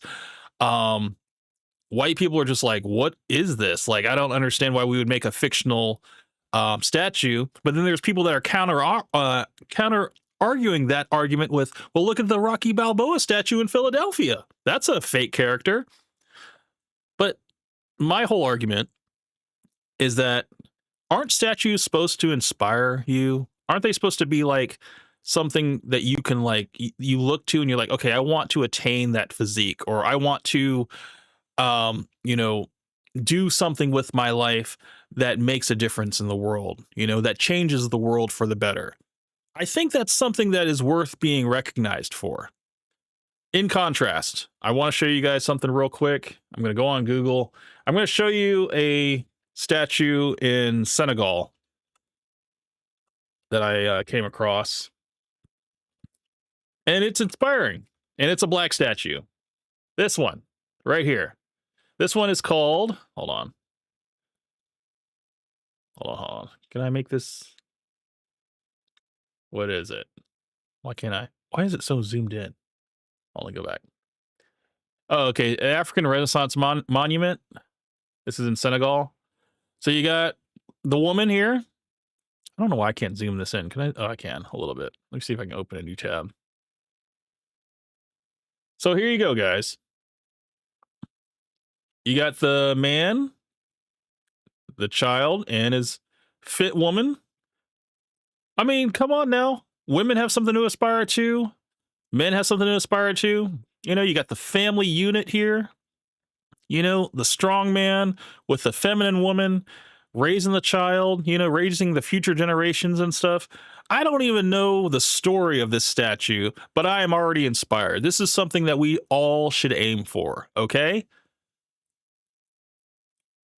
In contrast, this is what we got here. A fictional statue. We were like, dude, this is not a masterpiece, it's a mammy piece. Dude, I'm gonna go on X, and I'm gonna show you the other, because I mean, the stuff that people are putting as like, okay, they're gonna do that statue, they need to do this statue. I'm gonna show you guys that later. Let's finish a little bit more of this, and I'm gonna show you this, because man, Twitter is crazy. The contrapposto pose of her body and the ease of her stance is a subtle nod to Michelangelo's David. Huh. David was a celebration of the human form. Not sure what this statue's celebrating. If you were going to put up a fake statue, why not make her happy and healthy? Not slap a big scowl on her face and her hands on her hips. This is what they want us to aspire to be? If you work hard, you can be overweight and anonymous? They don't like real statues because it reminds them of our society's merit-based system. They want a society based on equity, where achievement isn't celebrated, equal outcomes are. So they celebrate mediocrity instead of triumph. Our nation has hundreds of statues honoring Black Americans, as we should. Harriet Tubman, Duke Ellington, Jackie Robinson, Rosa Parks. We could go on and on and on. There's a lot. But they've built a statue in Times Square. There's a lot of Black women, if they wanted to do like a Black woman statue, that they could have done, you know, even if they wanted to do overweight, they could have done Oprah. They could have done Monique. They could have done Tyler Perry as Medea. I mean, I think some people watch those films, but not a nobody, you know? Like, I don't understand that. In this artist, the guy that did his name is Thomas Price. This is actually part of a series, this statue here. And yeah, the statue, he has another, well, I'll show you the other statues. They're not as impressive either. They're just, they're more common people. And for some reason, these statues are like 12 foot tall. And it's just like, they're just in the way, you know? It's just, it doesn't make sense. You know, why can't we just honor heroes? Why do we have to honor common people? It just doesn't make sense. And there are a few people that are on TikTok, and they're also making YouTube shorts, you know, that are for this type of statue. And they are really like trying to bat away anybody that is trying to criticize this. And I'm going to show you guys a little bit later a video that I commented on that pretty much it was like this woman was like 100% for this statue, and she's like, everybody that's against it, you guys are just racist. I'm like, no, I'm not racist at all. I don't know. They could have done it for Michelle Obama or Kamala Harris or Oprah Winfrey. Usually you have to earn a statue. I'd give one to Jalen Brunson. He's carrying the Knicks on his back. Anyone but a fake lady. So what does New York think about the DEI statue?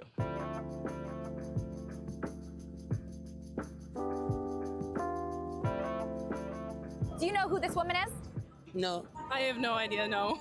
Nope. I have no idea, no. No, I do not. Do you have any idea of maybe something that she accomplished that got her a statue? Something with equal rights? I don't know. Something to do with like the black community. Part of the BLM movement? What if I told you she accomplished nothing? Really? It's supposed to embody everybody. Does that make sense to you? No! I think I feel totally represented by that. You do? No. I feel like it's a good representation for New York, especially because it's towards the BBW women. And a lot of people, what's BBW? Big black, like the big black woman. What do you think about her pose? Is that a good pose? No, I don't think she's happy to be here. Yeah, People are comparing it to Michelangelo's the pose is like, let me see your manager. This person gave me one less nugget than I was supposed to get. That's what it's it's given off. David. How do you think it stacks up? She's wearing more clothes. She's not naked. No. Would it be better if she were? That's a tough question. Who do you think she voted for? I would say Trump. I think she voted for Trump. Probably Kamala. Why do you think that? Black Lives Matter. Probably didn't vote Why? because she's stuck here the whole day. She couldn't get to the polls. How does she make you feel? Like a baddie. What a beautiful piece. Standing in the middle of Times Square. What a beautiful time. Jimmy Fail is the host of Fox News Saturday Night. There it is. Have you checked this statue out? I have watched it. It is not quite Michelangelo's David. It's more like Michelangelo's Lizzo, if we're going to be honest. And when I say Michelangelo, I mean the migrant dressed as the Ninja Turtle, Michelangelo. Oh, that Michelangelo. That's hanging out in Times the Square. one that my son plays with. Amen. Everything wrong with liberals is they're into slacktivism over activism, meaning this is supposed to be outreach to the minority community, changing a statue. But you don't improve test scores or lower crime by changing what a pigeon goes potty on in the park. Because that's ultimately what a statue, that's its impact on society, is it's a restroom for things that fly. But you understand, it's called, I love this, I looked at the placard, it's called Grounded in the Stars. That's what this is supposed to mean. What does that mean? Well, it's a fancy way of saying you're grounded in weed and bum pee, because what is in Times Square right now? And if you wanted to make a statue that memorialized the women of Times Square, it would be a hooker with an Adam's apple. Let's be honest. This is embarrassing. It's insulting because Of there's course so it many is. other great statues you could put up, black, white, skinny, obese. It doesn't matter. It's Yes. about the accomplishment, not what they look like. It's just an identity politics statue. It's total scam. Think about this. D.C. has a statue of Marion Barry. He was elected mayor twice. Now, the statue does have a crack in it. Hey, there it is. And you know how you mentioned maybe we should make one for Michelle Obama? That is actually a no, because she would complain forever. Would you want to be that sculptor? Yo, she is the Meghan Markle of politics. She complained about everything. But the point is, there are people to honor, and there's really one point. When you tear down statues, what people don't get is, yes, those folks didn't share our values. But the reason our values evolved is because of those folks. They were the best people in the world at the time who moved the ball forward on behalf of this country. That's why it's a scam. What did she move forward besides a rolling pin on a pie she was making? Are you sure this isn't Tish James? No. You want to know sure? why? Do you want to know why? Why? Because she would have been devaluing the value of the statue, saying it was only worth $4 million, it was probably worth 12. All right, one day we're going to have a statue of Jimmy in Times Square. It's going to be hot. And I'm going to topple it. Good for you. And it's going to be hard. I love it. I love it. All right. All right, so let's go to X. Don't worry, guys. It will be a safe trip, I promise. And we're gonna just see what people are saying, dude. Let's go to it's gonna be black statue, right? Black woman statue. And I know the post. Let me see if I can find it. Okay, so this is the other set of statues that are in other parts of the world. So I don't remember all of this. I know this gold statue here of this woman looking at her phone. She is in Italy, I believe. I'm not sure where this one is. I know this one I think is in Australia or New Zealand. And yeah, you got the one in New York. But hold on, go back real quick. Okay, yeah. So this is the AI statues that people are starting to come up with. And hold on, so you got this one here. You got the pigeon poop on it with the handcuffs. Let's scroll down there. So someone went ahead and put a jumpsuit on it. Orange is the new black. It's like kind of wild. Hold on. This is the one. This is the the EBT angry customer. You know, they're not going to take her EBT. That's bad. I mean, this stuff is just kind of crazy. I'm not sure exactly where the other ones are. Oh, but yeah, this one has the George Washington statue and then the Thomas Jefferson statue torn down. Which, you know, it doesn't make any sense that they would tear down an Abe Lincoln statue. It's like, Abe Lincoln, he did the Emancipation Proclamation. People forget that, you know? This is a close-up of the statue here. And it's kind of unimpressive. Oh, this is in Florence, Italy. A 13-foot black woman on a cell phone. I don't get it. What's the point? I don't get it, man. Like, what does this inspire to you? This is another nameless woman just in the way, you know? She can't be moved. She's just in the way. So, let's go back. Let's see what else I have here. Okay, so I want you to see what people are saying. This one here is night and day. 12-foot black woman statue, and it's gonna have one person that is for it and another person who is not for it. Let's listen to it. I don't understand what's the problem. Fat, black, and ugly in Times Square is wild. Y'all talking about her? She look like your mother. Like, they really think we're a joke. She look like your mother. Big behind, 12-foot, overweight, black woman. She look like me. You look like me. That is what they chose to represent us. I am very happy that she's there. That's what they think about us, y'all. She's very intimidating. When you walk by her, you just gotta respect her. Yeah, because that's what men really want in a woman, to be intimidated by her. And the only person that should really be mad is a black woman. There's nothing attractive about the statue. And we're not mad. It's like this monster. Libs have erected a giant black lady in Times Square. This is Michael Knowles, his take on it. This is something I wanted to watch too. This statue, I think it's a 12-foot tall statue. But when I say it's a statue of a giant black lady, it's not even any black lady in particular. This is the gentleman, Thomas Price. This is the man. He's British, a British black man who constructed this statue. He's getting a lot of online hate right now. People are coming at him asking like, hey, do you hate your mother? Because why the hell would you construct something like this? I believe the whole point of the statue is to combat preconceived notions of a minority. And it's just like, I don't know. It's a weird subject to really put in front of people. Because I mean, yeah, it is something that you see every day. So I don't understand how it's something that we're supposed to revere. You know, I mean, I think anybody that is of that weight size that sees that, and maybe it's not something that they want to stay. They probably want to get healthy. They don't want to be reminded of where they started. You know. Again, it's not something that anybody should want to aspire to. It's just a black lady. It's not Monique. You know, it's not Oprah. It's just a random generic black lady. The black lady statue stands in contrast to two other statues. According to the Times Square Arts Group, installed at ground level on a wide, low base, the work invites engagement with the hundreds of thousands of people who traverse the plazas each day.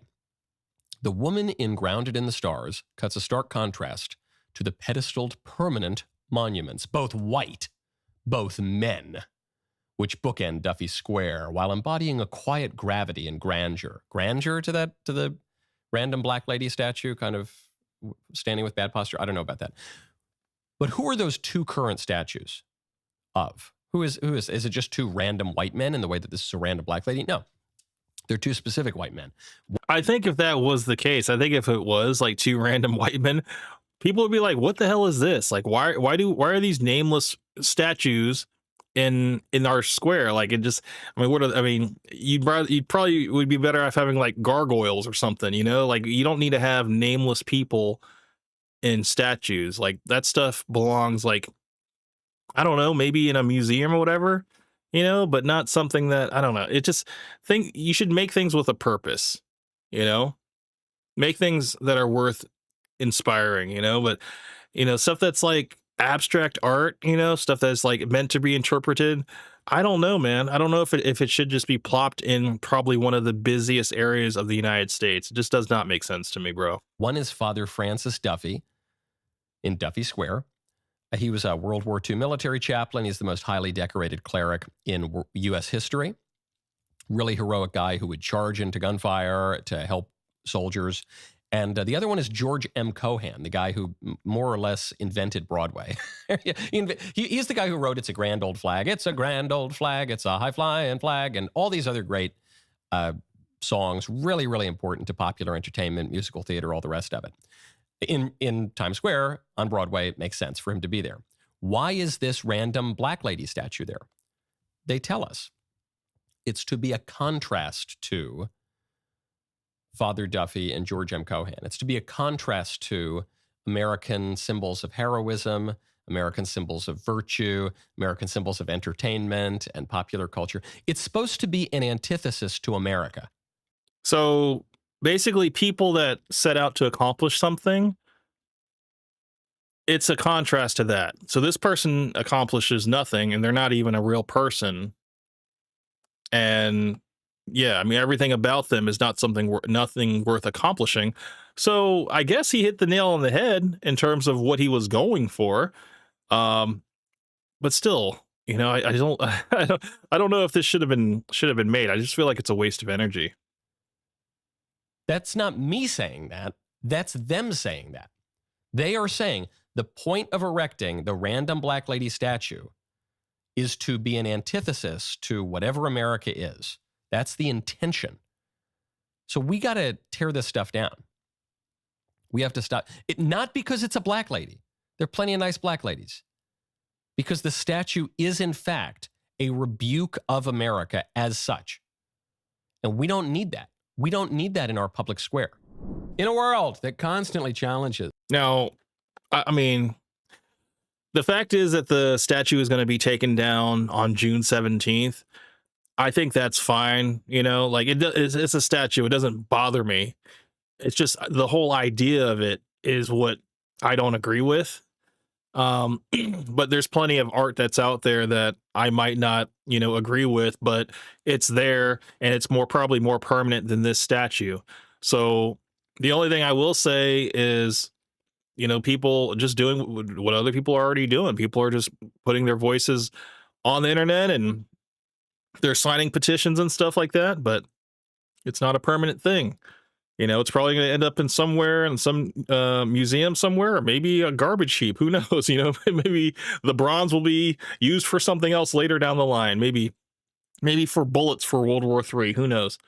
But for the most part, I just, you know, that's the thing about art, man. Art is just something that's meant to be interpreted, and I get it. You know, not everybody's gonna, you know, gel with it, but it just seems like it was constructed with good intentions, but it just was, the execution was all off. Our beliefs. Now is the time to stand tall and boldly proclaim the truth. This is your moment, your opportunity to come together with top leaders from education, faith, media, and culture who are committed to making a difference. Our high-profile number 10. We'll skip this. 10. Hurry! Tickets are selling fast. The debate over the statues is kind of like the debate over free speech, where the libs want to destroy a lot of things, and the conservatives then are backed into a corner where they say we can't have any standards at all. So the libs tear down statues of George Washington and Abraham Lincoln and Christopher Columbus. And we conservatives say, you shouldn't tear down any statues. I agree with this. I don't think that you should tear down any statue or remove history, because you're basically robbing future generations of any type of knowledge, you know? Yes, the internet will probably always be here. So if anybody wants to gain that knowledge and stuff, they can have it. But I think it's unintelligent to remove statues that are a part of our history just to preserve your feelings. I think people that don't agree with art, they should just, I don't know, maybe write a blog, maybe make a video or something like that. But don't destroy history, you know, because that's something, I think it's very selfish. It's a very selfish take to have, you know, that, oh, I'm going to go vandalize a statue, I'm going to go take something down. I think it's really dumb. Even if the statues are evil, you know, I'm sure there was, there was actually the Georgia Guidestones that was destroyed. I think it was probably like a year or 2 years ago. And I actually went to the Georgia Guidestones when they were still up. For those of you that don't know what the Georgia Guidestones are, they were in Elberton, Georgia. They are these kind of like commandments to kind of usher in a new age. And the whole point of them was to just set up a bunch of, like, I guess, commandments for a future generation to kind of have a balance with nature, you know? And one of the first things, and one of the most first controversial lines of the Georgia Guidestone was to maintain a population under 500 million. 500 million? 500? Yeah, I think it was 500 million in perpetual balance with nature. Basically, rounding everybody up, you know, under the same like currency and one world government and all that stuff. And yeah, people were totally against it. There was more stuff too. United all in like one language and everything. And, you know, don't be, I can't remember all of them, but yeah, the Georgia Guidestones, you guys can Google it. They were destroyed. You'll probably see the news about that. I have a video on my channel from a long, long time ago when I went to go see it. If you guys want to go check that out. And, but yeah, they're destroyed now. And, I mean, I think they were commissioned by, the Freemasons, I believe. They got it. They got there was like an anonymous person, I guess, that like had spearheaded the whole operation. But yeah, apparently there was a time capsule that was at the statue site that was supposed to have like a bunch of, I guess, artifacts and everything for future generations to find. I don't know what's there now. I actually haven't looked into it as far as the site of the Georgia Guidestones. I don't know if it's completely leveled now. I think it is, but I don't know, man. I think even things like that, I don't think they should be destroyed. I think it was kind of like it was there for a reason, you know, and whether the intent was evil or not, it was on private property. And yeah, I don't think you should be destroying anything in terms of history. It just robs future generations. And you know how that saying goes, you know, those who don't know their history are doomed to repeat it. I think it's very important, you know, to keep these things around, you know, and not just be so up in your feelings that, oh, it triggers me or whatever, it needs to be destroyed. Like, no, that's the wrong way to go about things. No, we should, even though Washington owned slaves, even though Jefferson owned slaves, certainly those Confederate guys, even though they did terrible things, we shouldn't tear down history. We can never take down a statue on the free speech debate. We need total free speech. Well, that's not really the argument. The argument is no, we're going to keep up the Washington statue in part because we're not the Taliban. We don't just blow things up for the sake of it. But two, because Washington's the father of our country. We're going to keep up statues of Thomas Jefferson because he played a really important role in the founding of our country. I don't even like everything he said and did, but that's why we're going to do it. We're going to keep up statues of the Confederates because that was a civil war, ultimately, that became over the freeing of the slaves. It's an important moment in our history, and because Abraham Lincoln said we will have malice toward none and charity for all, and we're going to come back together as a country. Yeah, and you know what? Every year in Georgia, there are people that want to campaign to have the Robert E. Lee and the rest of the Confederate generals on Stone Mountain taken off because they're just like, it's offensive, and all this stuff. And I was like, no, it's a part of our history. It just doesn't make sense. And yeah, I disagree that if you don't like it, man, just don't go to Stone Mountain. If you don't like it, don't go to Washington D.C. If you don't want to be around it, don't be around it. But let other people have appreciation for history. Let them have it. That's why we're going to do it. It's not because of some abstract idea that we can never limit any speech or never take down any statues, but it's because it is good to have statues of Confederate soldiers when we look with malice toward none and charity for all. It's because it is good to have Washington up. It's because Christopher Columbus is a good man who founded our country and was one of the great men of our civilization. That's why. Because Father Duffy was a good and heroic guy. Because George M. Cohan was a really, really important guy and a great figure of American entertainment. And random black lady intended to rebuke all the great men of history, that's not great. So we are going to tear that one down. I'm not saying we got to go full Taliban with the Buddha statues, but we got to get rid of that statue. And we got to stop putting up statues like that. If you want to put up a black lady statue somewhere, make it a black lady statue that is a monument to our country, that is good for us, that conduces to the common good. Don't make a statue, the explicit point of which is to tear us all down. We're not going to tolerate that anymore, okay? Your Jedi mind tricks don't work on us anymore. The new right has given up this obsession, this fetish of procedural norms, and we're starting to consider seriously substantive goods. Yeah, so shout out to Mr. Michael Knowles. I agree with the majority of what he said, man. Like, it doesn't make sense to get rid of history, and I just think they're all up in their feelings, man. And I think people just need to be a little bit stronger about their views and stuff, and I don't understand what's the problem. not be so, I guess, in their feelings about it. I guess it goes either way. People are just like, yeah, don't, I'm not even like, hey, let's tear the thing down, because it's coming down anyway. It's coming down by the end of June 17th. So we just got to endure it for a month. That's all I feel. But here's the video that I commented on. This one's called Bronze 12-Foot Statue of a Black Woman Erected in Times Square. Let's just listen to what this lady has to say, and I'll read what I said.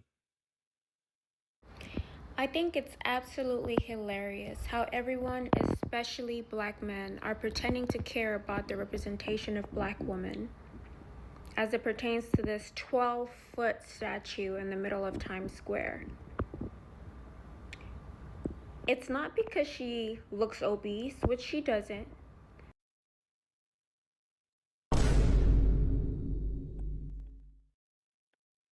So this lady's eyes obviously don't work. Or maybe she's just being nice. Does she not think that lady looked obese? Really? That's wild. I'm sorry, but that's wild that she doesn't think that. I mean,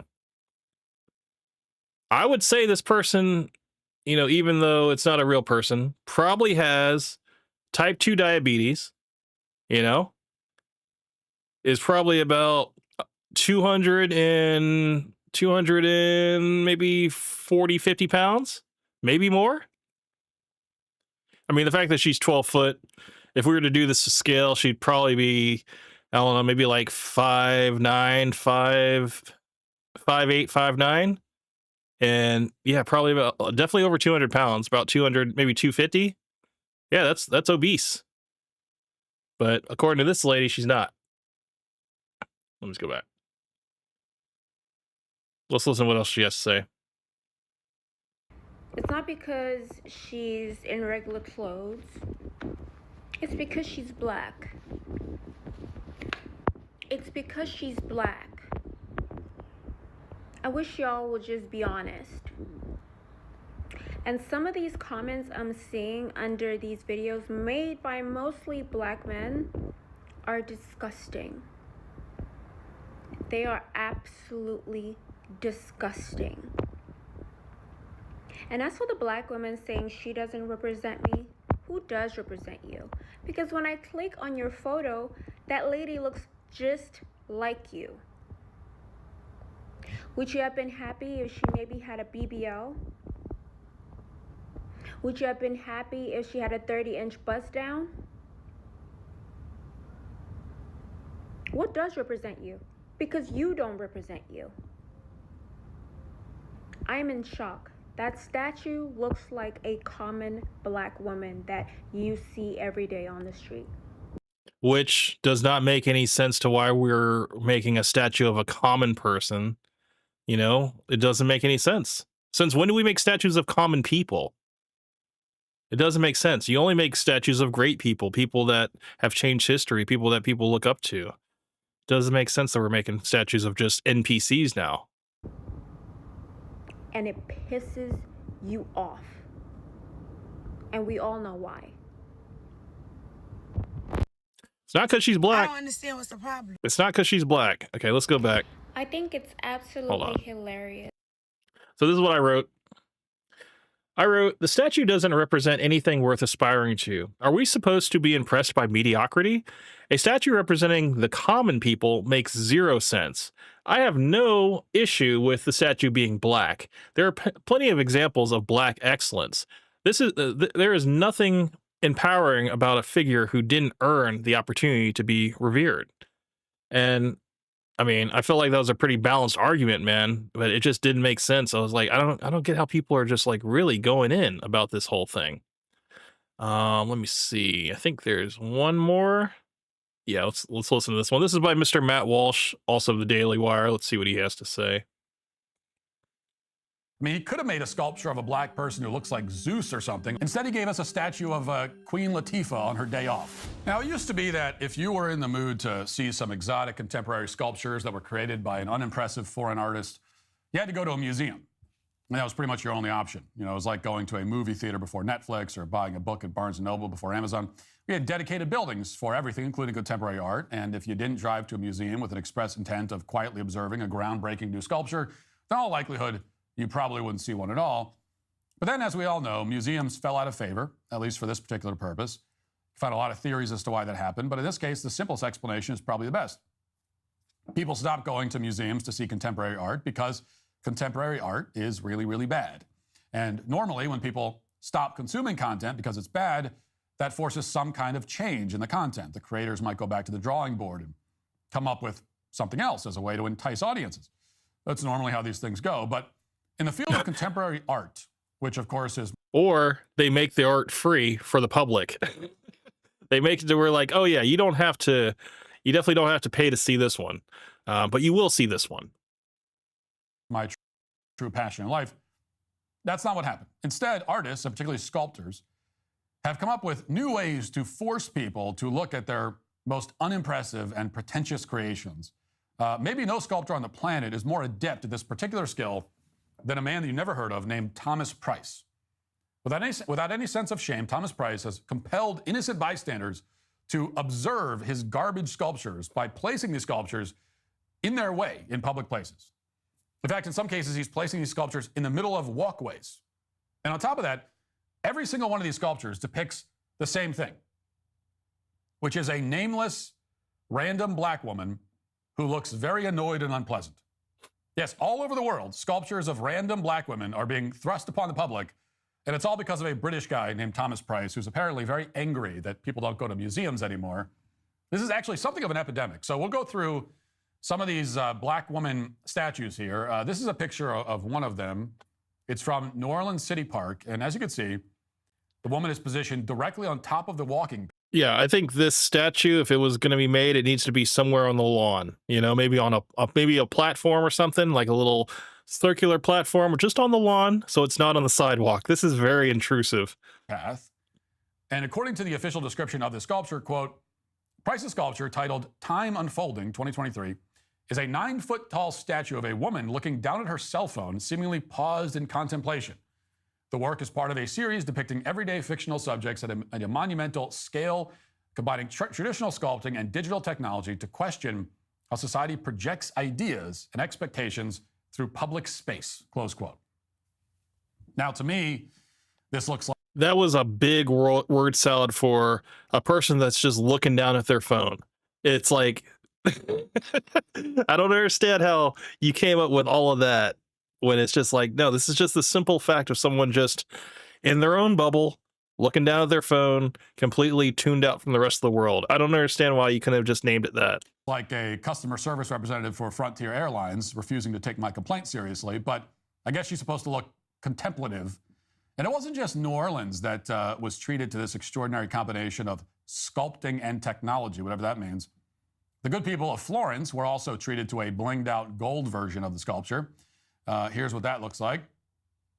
Reportedly, this particular statue was vandalized a few times. The authorities condemned the vandalism, which they described as racist. But at the same time, the authorities didn't explain why, in their understanding, Thomas Price is not also a racist. And after all, he's the guy who's constantly making sculptures about random, unimpressive-looking black women looking at their phones. And then he forces everyone to look at these sculptures. Seems kind of like something that an obsessive-compulsive Klansman would do as a practical joke, if we're being honest. Here's another one of his sculptures in London, for example. And this is from 3 Mills Park. Again, it's 9 feet tall. I mean, at least it's on the grass. You know, it doesn't look like it's in a walkway of any way. So, I mean, that's a little bit better. And according to Price, quote, I want this sculpture to be an opportunity for people to connect emotionally with an image of someone they might not have noticed before. And then by way of explaining his obsession with black women looking at their phones, Price said, quote, white artists are putting themselves forward to create replacement sculptures of slave owners with no sense of irony. That's a savior complex, and that exemplifies what is wrong when even the solution doesn't involve the black experience, close quote. So what exactly is the black experience besides looking at your cell phone? I mean, basically, I feel like that's an every person experience. You know, it's not exclusive to just black people. I think it's just it's a very surface level idea of representation when, I don't know, man, it's like you could have them playing an instrument or I don't know. I mean, maybe even reading a book, you know, I think reading a book is probably just as bad as looking down at a phone, but that would kind of, communicate more contemplation and more cognitive function than just staring mindlessly at your phone. I don't know. I don't get inspiration from watching that. I mean, you see people on their phone and they kind of just blend into the background, you know, it's like, is that what you intended with these statues? Based on Thomas Price's body of work, that's a good question. His answer, from what I can tell, is that the black experience also involves being overweight and looking extremely annoyed all the time. And that's all of his statues of the black experience. That's what they all are. And that would explain this statue, which he just put up in Rotterdam Central Station in the Netherlands. As you can see, this one's... Netherlands. Sorry, I think I said Australia or New Zealand. This one is in the Netherlands. A real winner. Apparently, it's supposed to be the same black woman from London, except she's added a few pounds to her waistline. That's what happens when you're a statue. You know, you're standing around a lot, not burning a lot of calories. So maybe you gain some weight. And her cell phone ran out of battery, so she doesn't have a cell phone. So we have... She just looks bored. She looks bored in this like wide open space. I don't even know what this is. It's a Grand Central, not Grand Central Station, but it's a station of some kind. I don't know if it could be a train station, bus station. I don't know, but she does look bored. Hands in pockets, just, I don't know, watching the grass grow. That's what this could have been called. We have kind of a narrative unfolding here. And if you follow these statues from place to place, you'll really see that story being told. Contemporary art is truly full of surprises. And so is Thomas Price, apparently, because as you may have seen in his latest act of mass artistic harassment, Price has managed to have one of his plus-size black woman sculptures installed in the middle of Times Square so that tens of thousands, if not millions of people will be forced to look at it. He's genuinely outdone himself, at least in terms of securing a captive audience for his sculptures of unkempt black women. Watch. A new statue in Times Square we're told, turning heads. It's making people not only stop and stare, but also reflect. A rare feat in the middle of one of the busiest places in the world. Zinnia Maldonado shows us why. At 12 feet tall, in the middle of Times Square, stands a bronze sculpture of a young woman. It's instantly stood out. It's powerful. It looks so tall and big. It looks so tall and big. That's the best thing you could say about it. I mean, it is like, yeah, it's tall and big. It's in the way.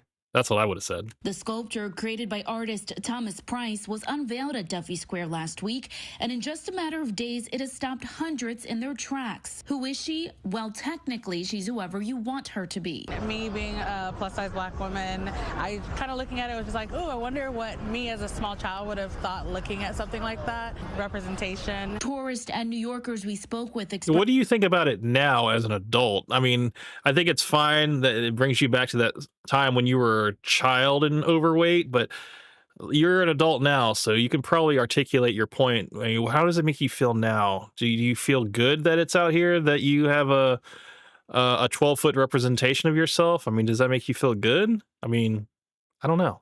Express different interpretations of what she represents to them. It's a plus-size woman. I'm a plus-size man. I'm African-American. It's the African.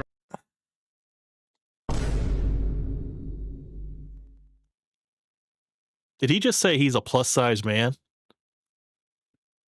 What? No man says that they're a plus-size man. They just say they're fat. This guy is obviously of the persuasion.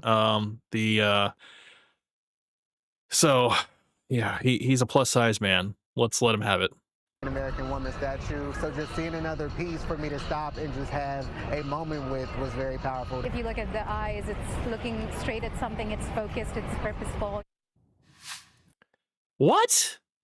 Like, all statues are typically like either staring or looking down or something at something purposeful. I mean, that's a very generalized statement. It's very,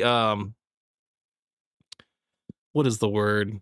It's kind of, it's very generous, a very generous statement to have for that statue. It's like she couldn't find anything nice to say. She might as well just said the thing was very tall and very big. I really love the woman who praises it. She's trying to find some way to praise the statue because she doesn't want to seem racist. And so she says, it's really tall. Like, if that's the best, that's a pretty good, I mean, if you make a statue, a 12-foot tall statue, and you show it to someone and say, what do you think of my statue? And they go, oh man, it's so tall. Then that's all they got. I mean, they got nothing else they can say, nothing nice to say about it. A good sign that they don't actually like the statue. Now, at the risk of offending all of the plus-size black people who find this statue to be inspiring, I do have to offer some criticism here. But before I do that, I'll offer a compliment to Thomas Price. And according to the Times Square website, this statue was inspired by Michelangelo's statue of David, which we'll put up on. Such a joke, man. It's like, oh man. Like, you got this overweight statue, not wearing a bra, you know, just hands on hips, looking like she wants to see the manager. And you're like, yeah, I was actually inspired by Michelangelo's statue of David. It really spoke to me, and this is the result of what I got out of that conversation. On the screen here, just as for a comparison. Quoting from the Times Square website, in her depiction, one recognizes a shared humanity, yet the contrapposto pose of her body, is that like I don't know, and the ease of her stance is a subtle nod to Michelangelo's David, close quote. Now, if that's the case, and I have no reason to doubt the Times Square website, then we can only thank God for the fact that Thomas Price did not emulate the whole nudity aspect of Michelangelo's David statue. Dude, he probably will now that we're giving him ideas. We need to really be quiet about the whole. I mean, if you're inspired by Michelangelo's statue of David, you really should have gone all the way. No, I'm glad you held back. You know, you left the bra off, but you kept the t-shirt on. You made the pants tight, but it's like, yeah, just I'm glad you kept the clothes on. That shows restraint. As an artist, that's good to have. So, that's something to be thankful for. The bigger difference, though, aside from the fact that the statue of David is made with infinitely more skill and artistry, is that David memorializes and honors the biblical figure of David, who is both a real person and also one of the most iconic religious and literary figures in the history of the world. And by contrast, the black woman statue and the others cropping up across the globe memorializes nobody in particular.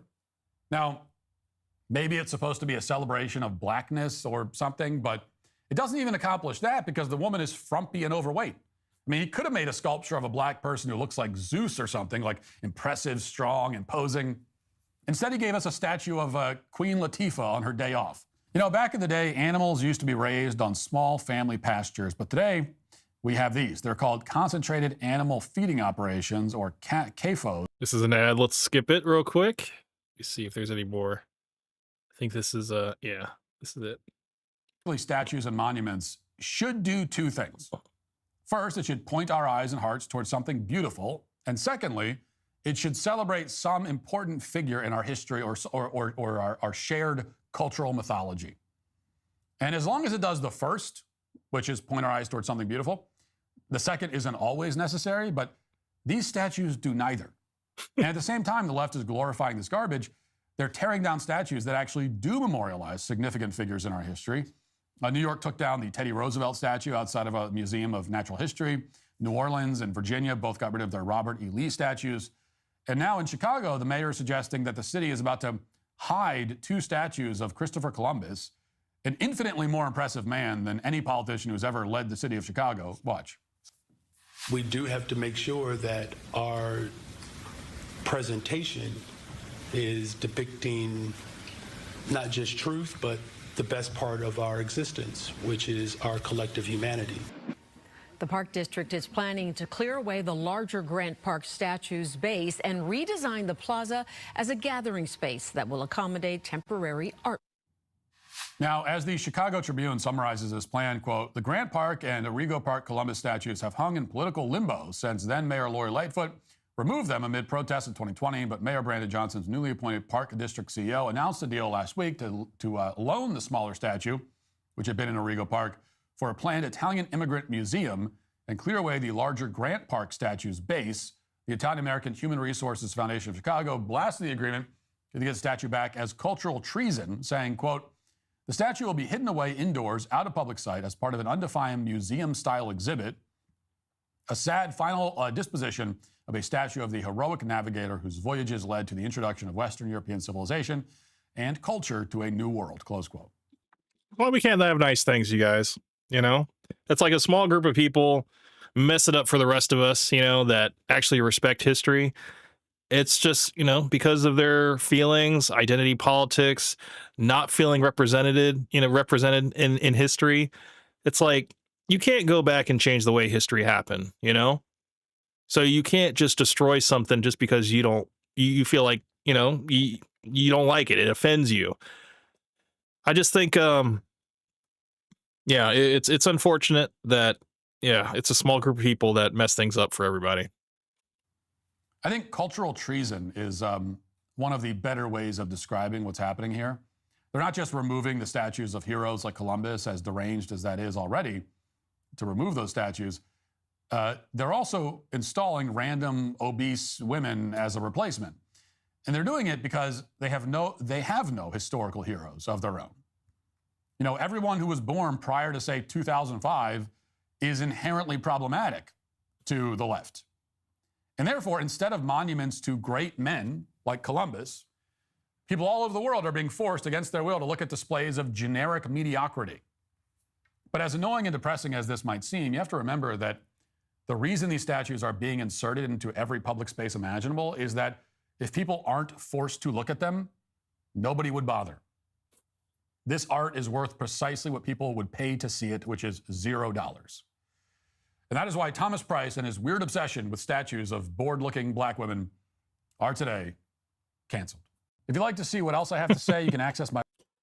I think that was it's a pretty good take, you know. Pretty much everything that I said earlier was pretty much voiced by this. And yeah, I mean, it's just, what's the point? I don't understand it. You know, it is what it is. I don't know if it's going away anytime soon, but yeah, man. I think that might be it. Did I get through everything? Let me make sure, because I know I have some stuff here. Let me go to, I think there was one more thing that I saved here that I wanted to cover. Let me just make sure before I leave you guys, because it's 2 a.m. We're almost done. It's like an hour early. Let me go. I think I might. Oh, you know what? I think I saved it onto my. Go to my profile. Saved. Actually, I think that's it. Yes, dude, we're done. I went through everything. Holy shit. Yeah, so that's all I had. I for some reason thought that I saved everything, but no, that's it. Let's see. I think yeah, we pretty much talked about the Alex Fine. Yeah, that was that. Yeah, that's it. All right, guys, we've made it. We've made it through all of my all of my topics. So yeah, I hope you guys enjoyed that one, man. Maybe something to talk about. Maybe you guys can look into a little bit more, you know, and give me your thoughts. You know, what do you guys think of the statue, even though it is temporary? You know, that's something that you definitely need to keep in mind. It's not going to be around forever. We only have to deal with it for a month. And then it will be gone forever. It'll be in the annals of our internet history, and you know, that's where it will end. But yeah, what do you guys think about that? What do you guys think about Cassie in the Diddy case? You know, what do you think about Diddy? I mean, I'd love to hear what you guys have to say. Other than that, man, that's all I got for this week, and I'll see you guys on the next one. I hope you guys have a good evening. Enjoy the rest of your weekend. You guys take care. This is Camp Hustle 1. Out.